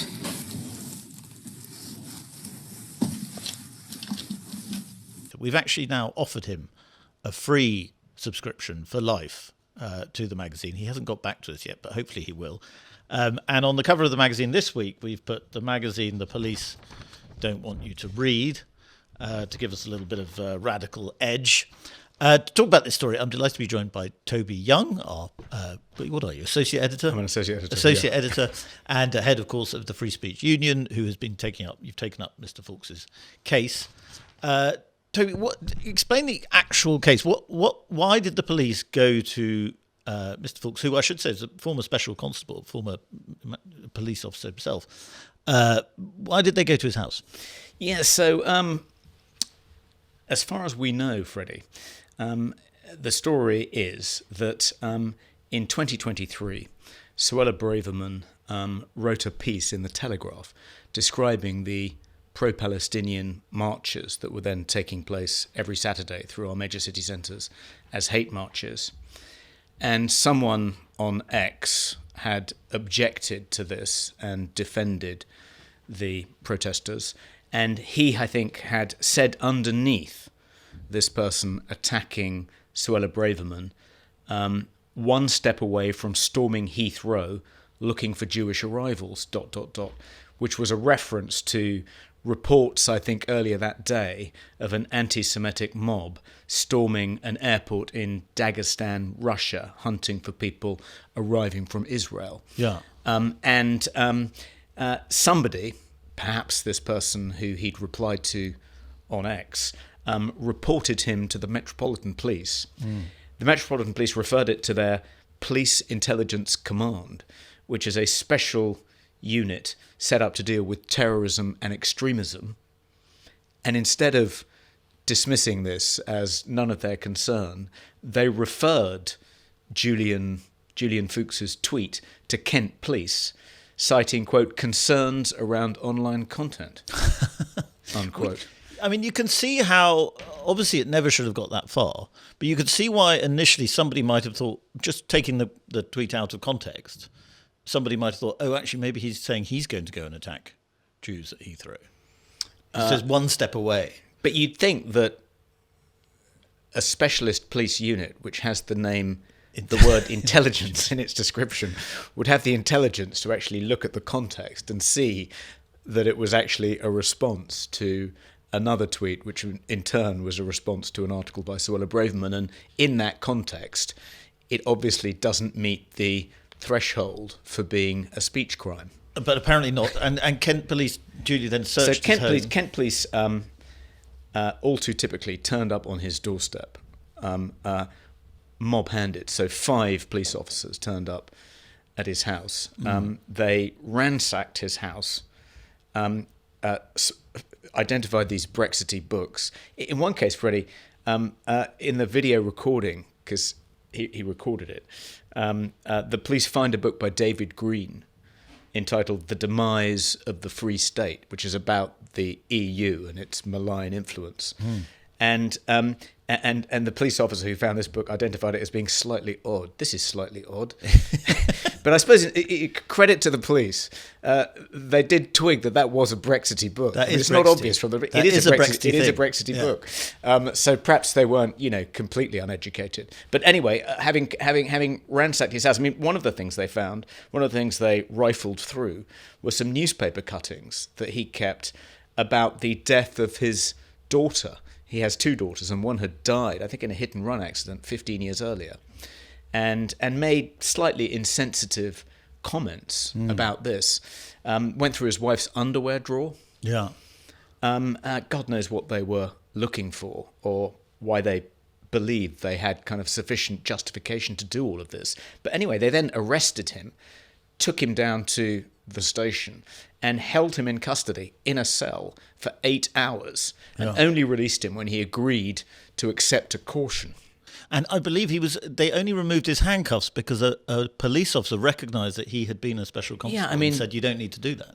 The thing there are a number of elements which make this story awful, but one of the elements is that for 10 years he served as a special constable for Kent Police, which is a voluntary position, an unpaid position, and you risk life and limb as a special constable without being paid.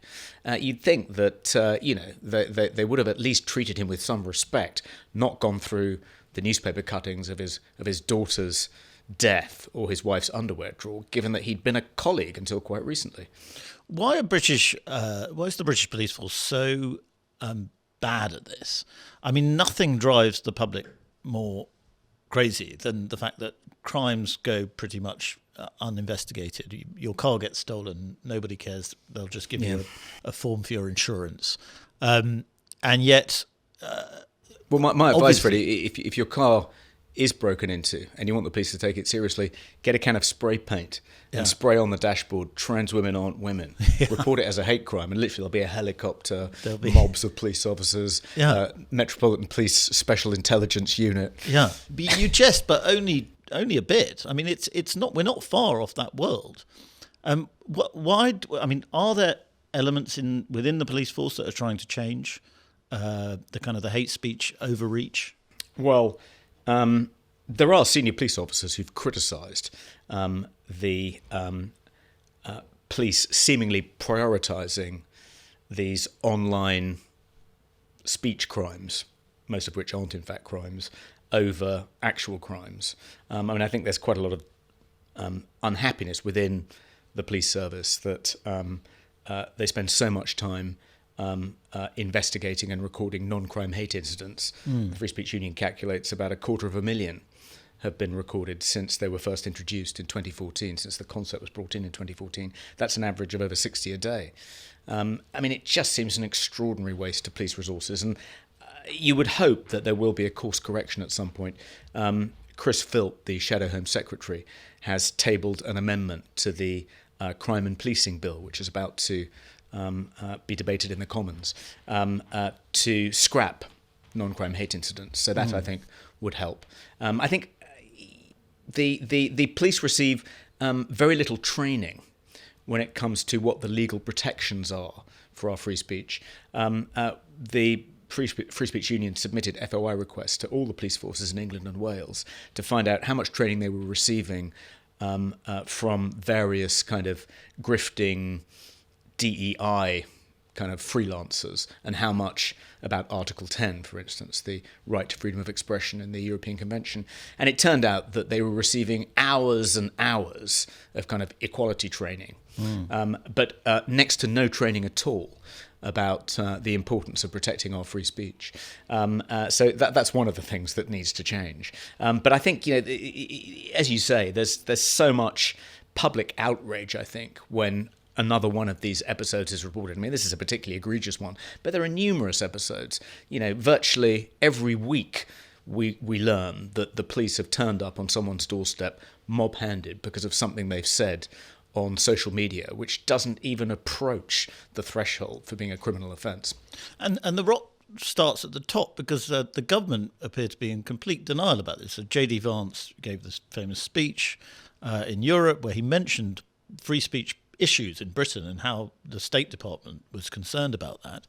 And then when Keir Starmer went to visit Donald Trump in Washington, Vance brought it up again. And Starmer said, we're very proud of our record of free speech. We've had free speech for a very long time in this country and we'll continue to do so. He doesn't even seem to sort of recognise that there are free speech problems in Britain. No, I don't think he does recognise that. Not only... across a number of areas, this government is demonstrating its kind of complete disregard for free speech. So Yvette Cooper has said she wants the police to actually record more non-crime hate incidents, not less. Apparently more than 60 days, not enough for the Home Secretary. They should actually be investigating and recording even more non-crimes. They've set up this commission to produce an official definition of Islamophobia. And then once they've got the official definition, they're then going to disseminate it through various public institutions and make sure that it's embedded in policies and language guides in those institutions, one step away from introducing, a new blasphemy law, although it'll just cover the Muslim population, not the Christian population. We see Keir Starmer, during the social unrest last summer, was encouraging the authorities to clamp down hard on people who said, intemperate things on social media. And I utterly condemn the far-right thuggery we've seen this weekend. Be in no doubt, those that have participated in this violence will face the full force of the law. One poor woman, Lucy Connolly, the wife of a Conservative councillor, ended up getting 31 months for a tweet, which admittedly was pretty nasty, but she deleted it within hours. Someone who was convicted, several people who were convicted of being part of a grooming gang in 2013, which included actually raping children, only got 30 months. So they got 1 month less than Lucy Connolly. The Free Speech Union is appealing Lucy Connolly's sentence, and we're going to be at the Royal Court of Justice on Thursday, tomorrow, protesting. We're going to be holding up banners saying, "Police our streets, not our tweets." Well, as you know, Toby, we love what you do at the Free Speech Union, and we hope you keep doing it. What's going on in the case of Julian Foulkes? What's the latest in his case? So the Free Speech Union is helping him sue Kent Police for wrongful arrest and for unlawfully depriving him of his liberty. The Chief Constable, on the day the Telegraph broke this story, rang him to apologise, so they've effectively admitted they were in error. He hired a solicitor who helped him get the caution removed from his record. But I don't think it's enough for them to remove the caution and apologise. They need to pay him substantial compensation. It's only if the police, are made to bleed, if they engage in this kind of appalling policing of perfectly lawful speech, that they will stop doing it. So we're going to help him hopefully get a substantial settlement from Kent Police, so they'll be less likely to do this again. What the hell happened in the 2024 general election in America? Kamala Harris was defeated by Donald Trump, and Joe Biden's campaign was sabotaged by his own political party. To discuss this, Freddy Gray spoke to Chris Whipple, a award-winning journalist who had some amazing insider information. I'd like to start with the title of your introduction, which I think speaks to one of the big themes of the stories, which is what really happened with Joe Biden last year. And the title is, I'm going to bleep out one word, "What the F Happened to This Guy?" which is a quote from a friend of Joe Biden's, I think, who spoke to Joe Biden on the phone and even said that quote to Joe Biden on the phone. And this is one of the real themes of your book, is that the people around Joe Biden knew that something was wrong, and they just didn't know how to deal with his mental and his cognitive decline. Yeah, this is one of the reasons why I felt compelled to write the book, not because I'm smarter than anybody else, but because I had sources at the highest levels of the Biden camp and the Trump camp, and I was able to get them in Kamala Harris's campaign as well. This was a best friend of Joe Biden's, who a few days after that fateful, disastrous debate against Donald Trump, when Biden froze and looked as though he was lost, maybe he was having a stroke, who knows? But it was a disaster. This friend of Joe Biden's looks at his phone and picks it up, and he says, "Hello, it's Joe." And his friend said, "Joe who?" And Biden cracked up. He laughed for 4 or 5 seconds, and then he said, "That's why I love you. You're a blanking wise guy." And he had this, he was all there, and his voice was strong. And his friend said to me, I had to ask myself, what happened to that blanking guy? Nobody knew what had happened that night. And the heart of the book is the stunning extent to which Biden's friends and inner circle were in this kind of fog of denial and delusion. They convinced themselves, they basically believed what they wanted to believe in spite of their lying eyes, as the saying goes. Well, something you specialised in is writing about the gatekeepers, the people behind the most powerful people in the country. And in this book, the gatekeepers on Biden's side are Mike Donilon, Ron Klain, Jeff Zients, Jen O'Malley, what's her name? I've forgotten it now. O'Malley. Jen O'Malley Dillon. O'Malley Dillon, yeah.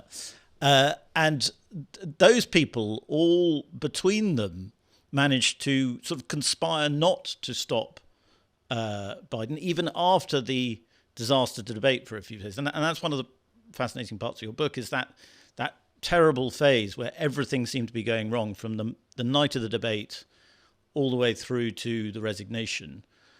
Give us a little bit of an insight there. Even prior to the debate, Ron Klain, I wrote a book about White House chiefs of staff called The Gatekeepers. I knew Ron Klain pretty well. He told me in devastating detail just how disastrous the debate preparation was at Camp David, the presidential retreat in the days prior to that disastrous debate. Biden was out of it. He couldn't follow the back and forth between his campaign and Trump's. He didn't really have anything to say about his second-term plans. At one point, he wanders off and falls asleep in a lounge chair by the pool. And yet, they kept sailing toward the iceberg. They had this debate. Now, one thing that makes all of this so fascinating is that you would think if this were a classic so-called cover-up on the part of Biden's inner circle and advisors, that they never would have gone ahead with that debate.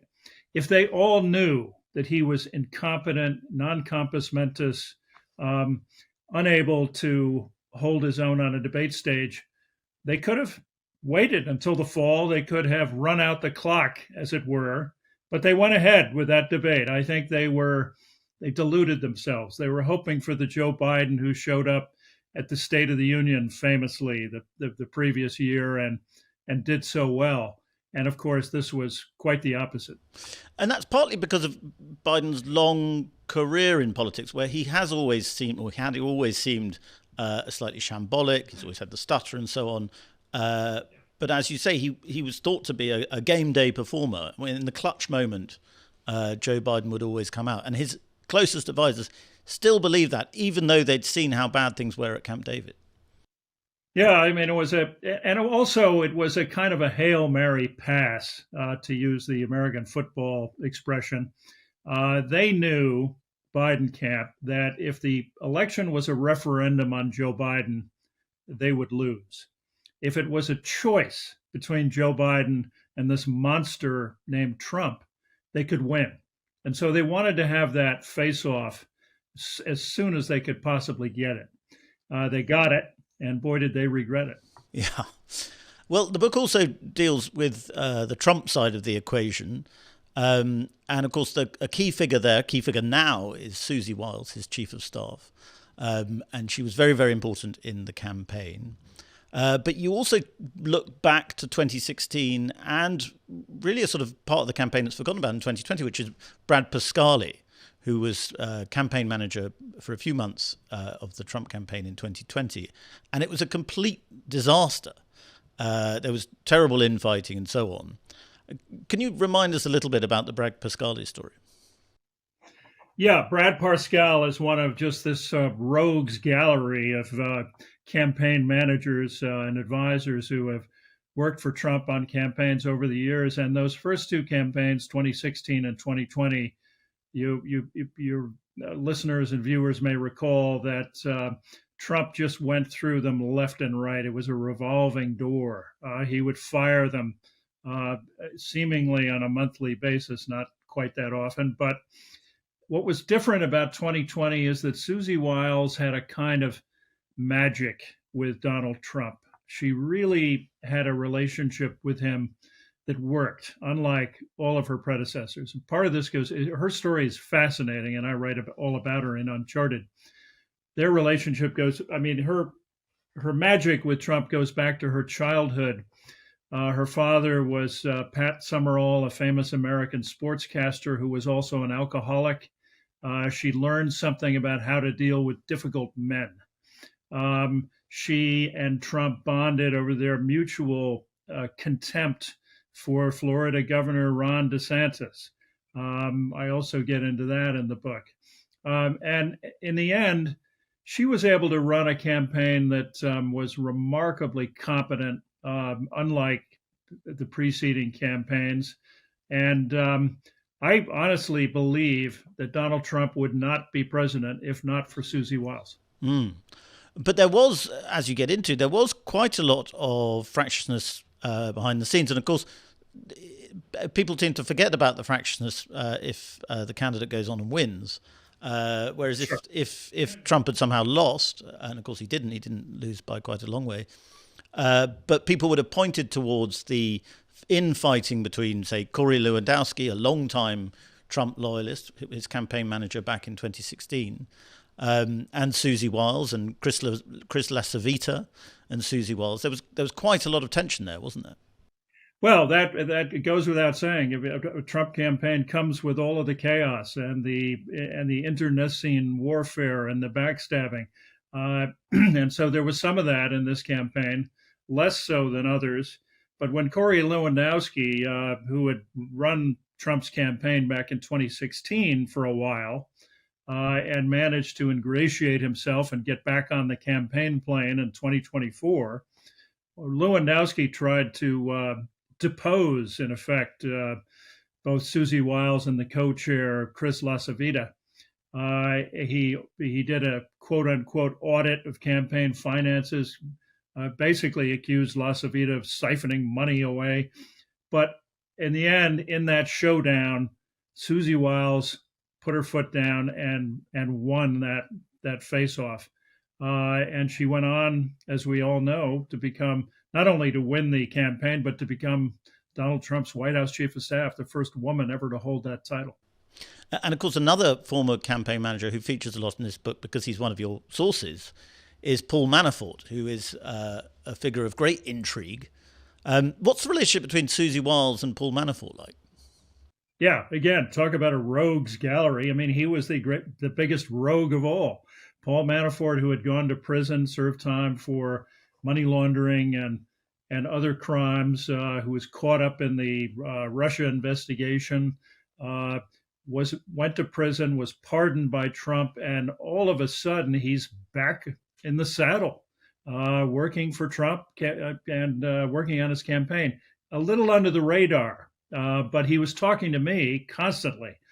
We would have a weekly Zoom, if not more often, and he would tell me he was certainly had Trump's ear and would tell me what they were up to. So it was a fascinating inside window into the Trump campaign. And in fact, amazingly, Paul Manafort predicted almost to the day to you that that Biden would pull out the race. Yeah, it was amazing. I mean, I was texting him right before that fateful weekend of July 2021, 2024, when Joe Biden finally abdicated, stepped away from the ticket, to everyone's surprise at that moment. Nobody knew it was coming. But I texted Manafort that Friday, I think it was, and I said, are you preparing for Kamala or does Joe stay in? And he texted back, Biden out by Monday. And afterwards, looking back, I had to wonder, how in the world did he know that? Maybe a lucky guess, maybe great sources. Or some dark arts, perhaps. On moving on to the Kamala phase of the Democratic campaign, I was at the convention in Chicago, and I was very struck by how the enthusiasm was a bit odd, I thought, but it was real. There was a brief moment of Kamala mania, but it bubbled up and fizzled out very quickly. What are your insights into that? Yeah, I thought it was a very well-run convention. There was tremendous excitement. I was there too. I thought she barely put a foot wrong going into that convention. She nailed down the nomination within 48 hours of Biden's announcement. She rallied the troops. Her approval rating spiked by something like 16 points. She came out of that convention, I thought, with real momentum. And then I think the wheels began to come off. I think the campaign got cautious. That's her default mode. She's a very cautious person. For a while, wasn't doing major interviews, and Trump was everywhere. She, of course, never got that Joe Rogan sit down, that influential podcast. And then, of course, there was that disastrous appearance on ABC's program, The View, the American program, where she was asked how she would govern differently, if she would govern any differently from Biden. And she said she couldn't think of a single thing. And boy, was that a turning point and not a good one for her. Just as a quick note on the Joe Rogan point, I didn't know this until reading your book, that the Kamala's campaign did actually offer Joe Rogan an interview, but said he'd have to come to them, and Rogan declined, which tells you a lot about the sheer power of some of these podcasters now. Absolutely. Yeah. No, at the end of the day, I mean, there were people inside the Biden camp who thought that Rogan was beyond the pale, and that she shouldn't do that show. There were some progressives in the campaign, but they wanted to do it. I mean, Jen O'Malley Dillon and the people running the campaign wanted to do it. And ultimately, Rogan would not come to them. It's true. Well, I don't want you to betray any of your sources or anything like that, but I would like to know a little bit about the Biden team, that core team, Donilon and Ron Klain and so on. There's a feeling, or there were reports certainly, that the Biden families, Jill Biden in particular, they didn't like Kamala Harris. They resented her, and they sort of went along with the campaign. They were never enthusiastic about it. What's your understanding of that? Yeah, I think that's true. And oddly, I think that Joe Biden had tremendous respect for Kamala Harris and always showed it. In fact, contrary to some other reporting that is out there, I know from my sources that not only did the Biden White House give Kamala Harris the green light to distance herself from Joe Biden on policy, if necessary, but that Biden himself called her and said, look, do what you have to do. He really respected her. I'm not sure he thought she could win. But at the same time, there was real animosity between the campaign staffs, between the Biden campaign and the Kamala campaign. And of course, the Biden campaign was running Kamala's campaign, Jen O'Malley Dillon and the others. One of the reasons, interestingly, I thought this was fascinating. One of the reasons for that friction is that Joe Biden always treated his staff very, very well. He was never a tough boss in that respect.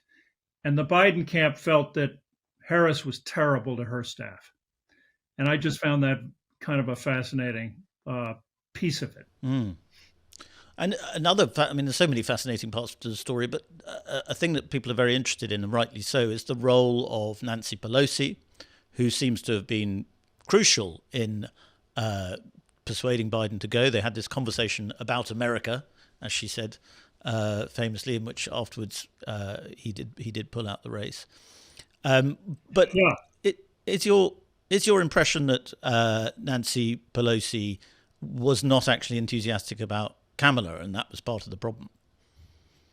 No, I think that's correct. And I think that Nancy Pelosi was for Biden's reelection until she was against it, to use that famous phrase. After the 2022 midterms, when the Democrats had exceeded all expectations and done so much better than anyone thought, Nancy Pelosi was all in for Joe Biden to run for reelection, despite his age. It was only later that she had second thoughts, and then, of course, the debate was the clincher when she knew he couldn't stay in. She delivered that devastating remark on the U.S. program Morning Joe, where she said, it's really up. We're waiting for Joe to make up his mind, in effect, when he'd already said he was running. But then I report for the first time this private meeting they had at the White House. It was a clandestine meeting in the residence, just the two of them, in which they had this long talk about America. She came away from that. She told a friend that I'm the only person who could have delivered that message to him. The message was, you're doing worse than your advisors are telling you. The polls are worse than you think. And Biden wasn't ready to go, but 10 days later, he stepped aside. I think everybody would agree they wouldn't like to have a long conversation with Nancy Pelosi about America. It could only be bad for your career. I will let you go in a moment, Chris. But just lastly, I would like to talk about the Obamas and the future of the Democratic Party in brief. Yeah.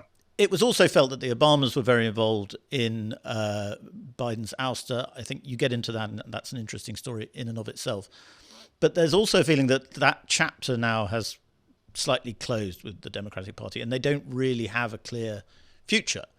Is that the impression you get from your sources, that it was a terrible episode, a kind of tragedy for the party, but now there needs to be something new?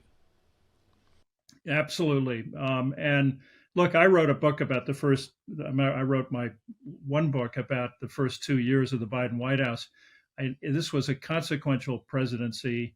He pulled the economy out of a free fall, passed bipartisan legislation left and right, helped to rally NATO against Vladimir Putin, and yet it all ends in tragedy. And it's an ugly story, and it's a story the Democrats have to acknowledge and move on from. And I don't think Biden's doing anyone any favors by not acknowledging the elephant in the room on this kind of rehabilitation tour that he's out on now.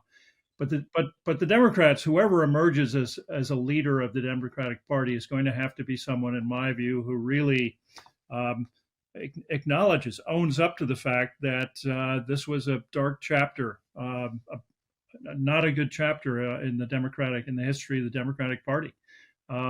American voters were misled. Biden left Kamala Harris with too short a runway to have a realistic chance against Donald Trump. And I think you'll see a new leader that'll be kind of an outsider. It'll be someone who, without any connections to Biden world, and there's time. One thing we know is that in 2028, the Democratic nominee, whoever it is, will be the change candidate.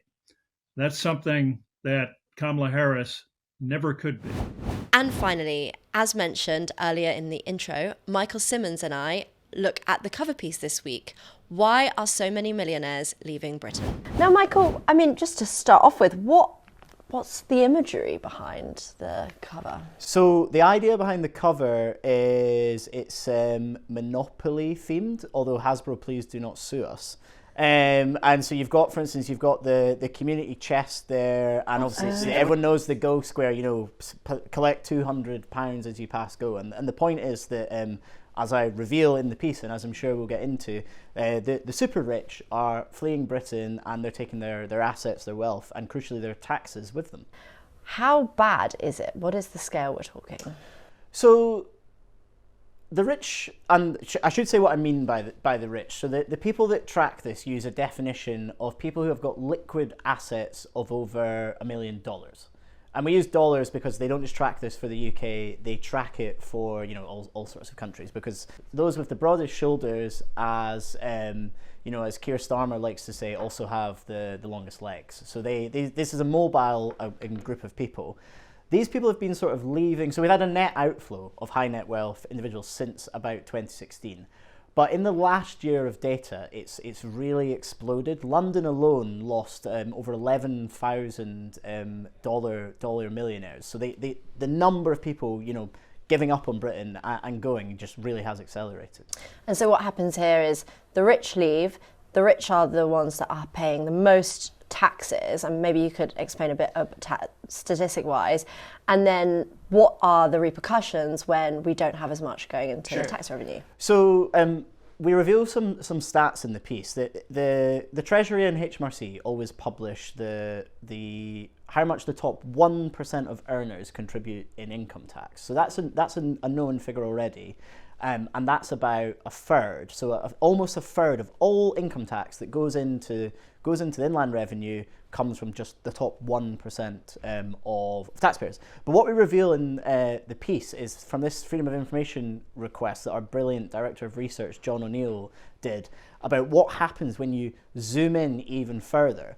So if you look at the top I'm going to get this wrong, it's either the top 0.1% or the top 0.01%. Yeah. Go and look at the piece to check it out. But one of those two counts for just about 4,000 people. But they still bring in 6% of the tax take. Now, what that means is, what that means in practical sort of cash terms, that's about 4 million each. So if just one of those people left, then it would take 1,300 ordinary taxpayers to replace them. So in other words, we'd need to create 1,300 new jobs that were paying enough to go into income tax to replace just one of those people. And as I also reveal in the piece, there's multiple people that we know for a fact have left, regardless of what the sort of survey data shows. And then obviously on to your second point about what this means for the UK.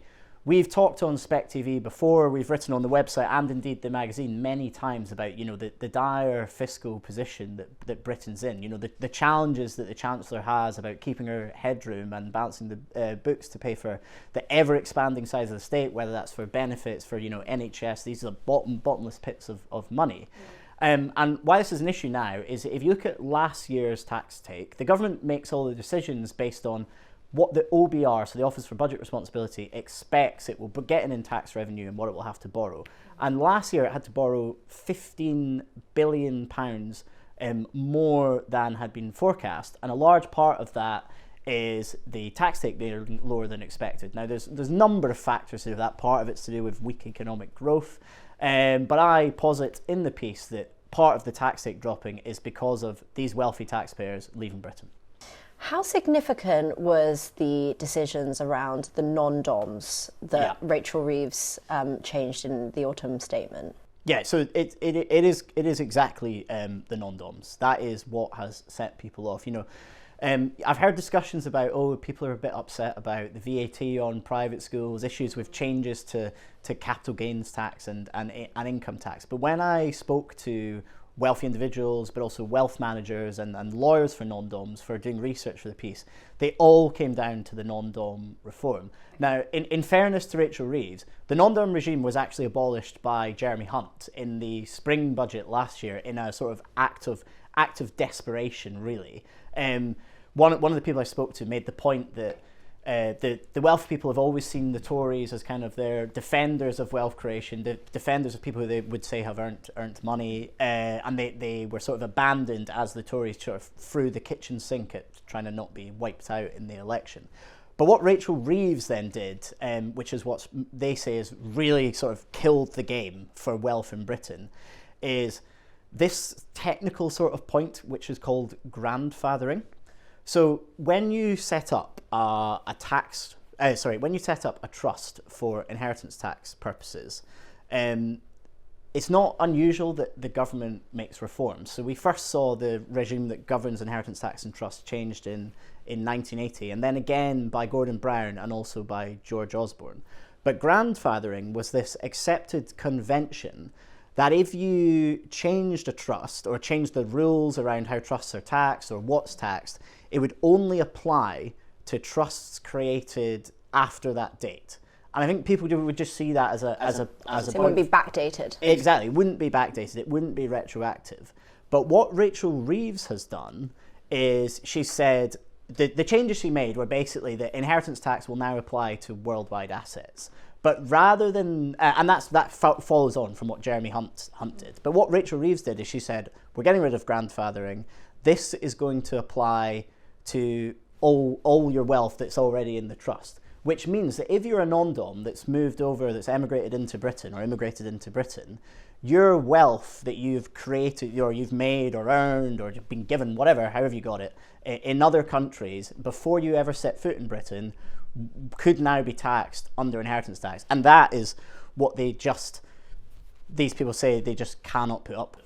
And it's interesting because you mentioned in the piece that HMRC were warned about this and they travelled across England before the autumn statement to the north, spoke to wealth advisors who all said you are going to have a situation where the wealthy are going to leave Britain. Yeah, you're exactly right. So there was a consultation process with the wealth management industry where they all made this point that whatever you do, like fair enough, we've lost the argument on whether the wealthy should be taxed more, etc., but you must keep this grandfathering point. And not only that, I know for a fact that during the election, Rachel Reeves, I can't say if the Chancellor personally saw this email, but her team was emailed, to give this warning. And Rachel Reeves' team and the Treasury have completely ignored it. And this is really because Labour were relying on. Fans of The Spectator from the COVID days will know of my obsession with dodgy modelling, often from the University of Warwick. And those guys, obviously, although a different team completely, have struck again. Labour were relying on this paper put together by economists from the University of Warwick and also the London School of Economics. And that said that of about the 70,000 non-doms that are in Britain, the tax changes would just mean that 70 would leave. So basically, who cares? 70 very rich people who don't have great ties to Britain are pissing off. Does it really matter? But privately, at least one of the authors of that study has admitted they made some mistakes. And effectively, it was a static model. It didn't really take in proper behavioural responses. And specifically, it didn't look at this grandfathering point. And so there's other modelling that I've mentioned in the piece has also been reported in some other places that suggests that far from bringing in money to the exchequer by tightening up the tax regime, it could actually cost us billions and billions, not even to mention jobs lost from the companies that will move. Yes, I had a look at this line that you had in your piece, Michael, because I think what you've said is they've suggested that it could raise £10 billion, and then when the assessment is redone, actually the cost could be over 12.2 billion. Is that right? And I want to bring up some of your SAGE modelling rage, because what this seems to me is that you're looking at a worst case scenario situation, but actually they're also looking at a best case scenario situation, and it could be anywhere in between all of these. There are so many different variabilities. So you're saying I've cherry picked a stat to fit my argument? I think you could be catastrophizing the situation. Yeah, I mean, look, that's you're completely fair to say, how can I just discount the model that they've relied on, but say, well, this model's golden. Whilst I would argue that some of the other models I use to back up my case, I think are better because they do consider the dynamics effects of taxation. So they examine the behavioural response. It's a valid point. I'm critical of modelling in general. I can't just say, even though this one's slightly better, that means it's right. But I would go back to the point I made you at the start about how if even one or two people leave, it counts for millions of pounds. And my anecdotal reporting in the piece gives examples of people who have left or are going to leave. So we know this is happening. We know from wealth management firms that loads of their clients are leaving. One particular firm, who I can't name, has basically just moved to Geneva, moved all their staff because all their clients have gone. So the models might argue about how many people specifically have gone. I don't think there's much argument about the cost implications, because the bit that changes that variable is about whether or not people actually leave. And I think the wider reporting suggests that bit is true. They are gone. Have your calculations taken into consideration the people that are coming into Britain and the businesses that is coming into Britain? I mean, just last week, I think I read somewhere that a Brazilian bank has signed off a lease of the most expensive rent ever in London. So there's still a lot of wealth and business coming back into London at the same time. Well, again, look, this is a flaw of any modelling. I believe the one of the ones I mentioned does look at that, and they all assume that there's not going to be a great inflow. I mean, just yesterday it was floated, and we write about this in the Spectator's economics newsletter today as well, that the government's looking at bringing in an investor visa to attract these people back. And if that works, and as you say, businesses and wealth people are pouring into the UK, then perhaps my thesis is entirely wrong. But I would refer you to some quotes from the two people I spoke to for the piece, two people that are in the wealth management industry. And I said that point, what if the government just decided to revert on its policies or decided to create a regime that attracted rich people? And they would say that the damage is already done, because if you are a wealthy individual, you're an investor, you manage your family wealth, or you're a business owner or whatever, what's more important to you than having a competitive tax regime is having certainty about planning your finances. And one person actually said to me that the worst thing the government could do could be to flip-flop and try to attract them back, because then we just look unserious. These people plan on 10, 20-year horizons. So if they think, the tax policy changes every year, then that's going to put people off even more. Gary Stevenson, the YouTuber who has grown huge popularity, made a video recently about, are the rich leaving Britain and what are the consequences? And when he talks about taxing the wealth, the point, and he made a very similar point to you at the beginning, which is that I want to separate between the two different types of wealth. He says, I wouldn't want to put taxes on the the people that are working, high net earners, but actually we should be taxing assets in Britain, and because those assets aren't going anywhere, they can't leave Britain. They're in most cases in situ. What do you think of that argument? Because he seemed to believe that taxing them would put a stop to any sort of capital flight. Yeah. Well, look, I understand why people see the appeal of Gary's message and why you might want to target the wealthy and assets. And by the way, to be clear, I don't have personal sympathy, and I don't expect readers to have personal sympathy for the ultra rich feeling they're hard done by. I mean, I live in a mouse infested flat share in a part of London that regularly has IRA stronghold graffitied on the wall. I don't feel sympathy for these people. But the fact is, we need them. I think Gary's completely wrong that they can't move assets. These people are incredibly mobile, specifically the non-doms, who obviously by definition came here at some point. These people are accustomed to leaving and to taking their assets with them. I think they're selling up their properties. Another stat in the piece is that some of the places you think are the most expensive parts of London, Kensington and Chelsea, Westminster, etc., they're seeing house prices drop actually at the fastest rate compared to other parts of the country where house prices are going up. And on the general point of, the rich should be taxed more, well, I don't think anyone would argue that against the fact that they should take the brunt. But in Britain, if you actually look at individual taxes, so not the overall tax burden, which, as we say on The Spectator all the time, is at a post-war high. Yeah. If you look at individual taxes, for lower earners and medium sort of income earners, the tax rate compared to the size of the state is not actually that high compared to, say, some European countries. Yeah. But the top percent of earners have really been squeezed. I tried to remember this, but I couldn't, so I've written it on a nice Spectator postcard. Refresh your notes. Yeah. At the start of the 90s, someone with a salary in the 99th percentile, which is about £54,000, they paid 36% of their salary in tax. That same percentile now, obviously we've had inflation and stuff, so that salary is more like 200 grand. They pay 42% of their income in tax. So this is it's just a myth to say that we haven't been going after the high earners or the wealthy individuals. We've squeezed them more and more, and the pips are beginning to squeak. You spoke to Charlie Mullins, who is one of the millionaires that has left Britain and divides his time between Spain and Dubai. And he said he's not going to come back in a Labour government and will only return if reform get in. And I'm interested to know what you think of that, because whilst, yes, you talk about Rachel Reeves's budget and all the damage that the Chancellor has done, it is very politically unpopular for, say, Reform or the next government to come in and create changes that create tax incentives for the rich to remain in Britain. So how does the next government get around that?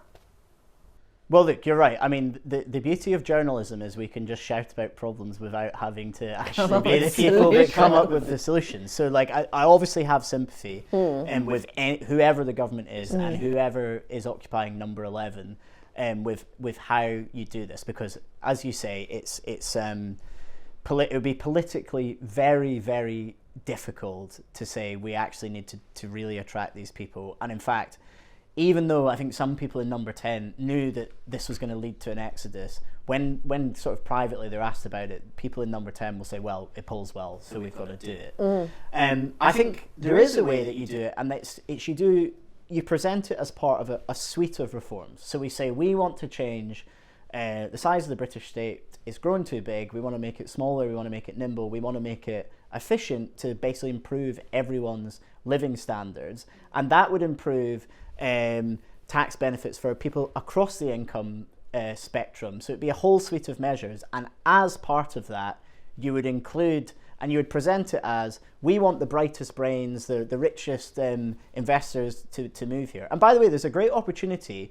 There's lots of very wealthy American academics, business owners who are anti-Trump, who don't like some are maybe a bit hyperbolic about the way America is going. And there's an opportunity to present this as not as, right, we just want any rich people here. We're going to specifically try to attract these Americans. So I think there's ways you can dress it. There's ways you can handle the cons. But I wouldn't argue with your point. Of course, it's very politically difficult. Final point, Michael, I want to ask you about billionaires, because the Sunday Times Rich List has seen that we've had the greatest fall in billionaires in Britain in history. How much of a problem is that? And does the world need billionaires? Well, this proves my point, right? Like they're going, and again, it's back to the point I keep reiterating. They're responsible for so much of the tax take. If they go, what is going to happen is if they go and the size of the state remains as big as it's become since COVID. So if we continually expect more and more from welfare, more and more from the NHS, if these people are gone, there is no one left to tax, which means the basic rate of income tax, and people around Westminster and Whitehall will tell you, as much as the Chancellor and the Prime Minister are ruling out changes to income tax, eventually someone is going to be forced to put up the basic rate by 1 or 2%. And if you argue for a more Scandinavian style state and economy, and you're aware of that, then fine. But I think most people who make these arguments that people should be taxed more don't mean themselves. So that's where we're getting to. In terms of, do we need billionaires, or should we have billionaires like in general? I mean, obviously, look, that's like obscene levels of wealth that the vast majority of people are never, ever, ever going to attain or experience. But if we have a system that we live in, capitalism, that has actually, improved our lives, improved the human condition, over hundreds of years, better than any other idea or ideology that's been put forward, then you're just going to have them. They're a fact of the system, and so therefore, it's not something to do away with. That's it for this week. Do subscribe to The Spectator to see everything that we cover in the week. Also, please do subscribe to Spectator TV. That is completely for free. You can hit the subscribe button at the bottom of this video and tap the bell icon so that you never miss an episode. Thanks again for watching, and join us again next week.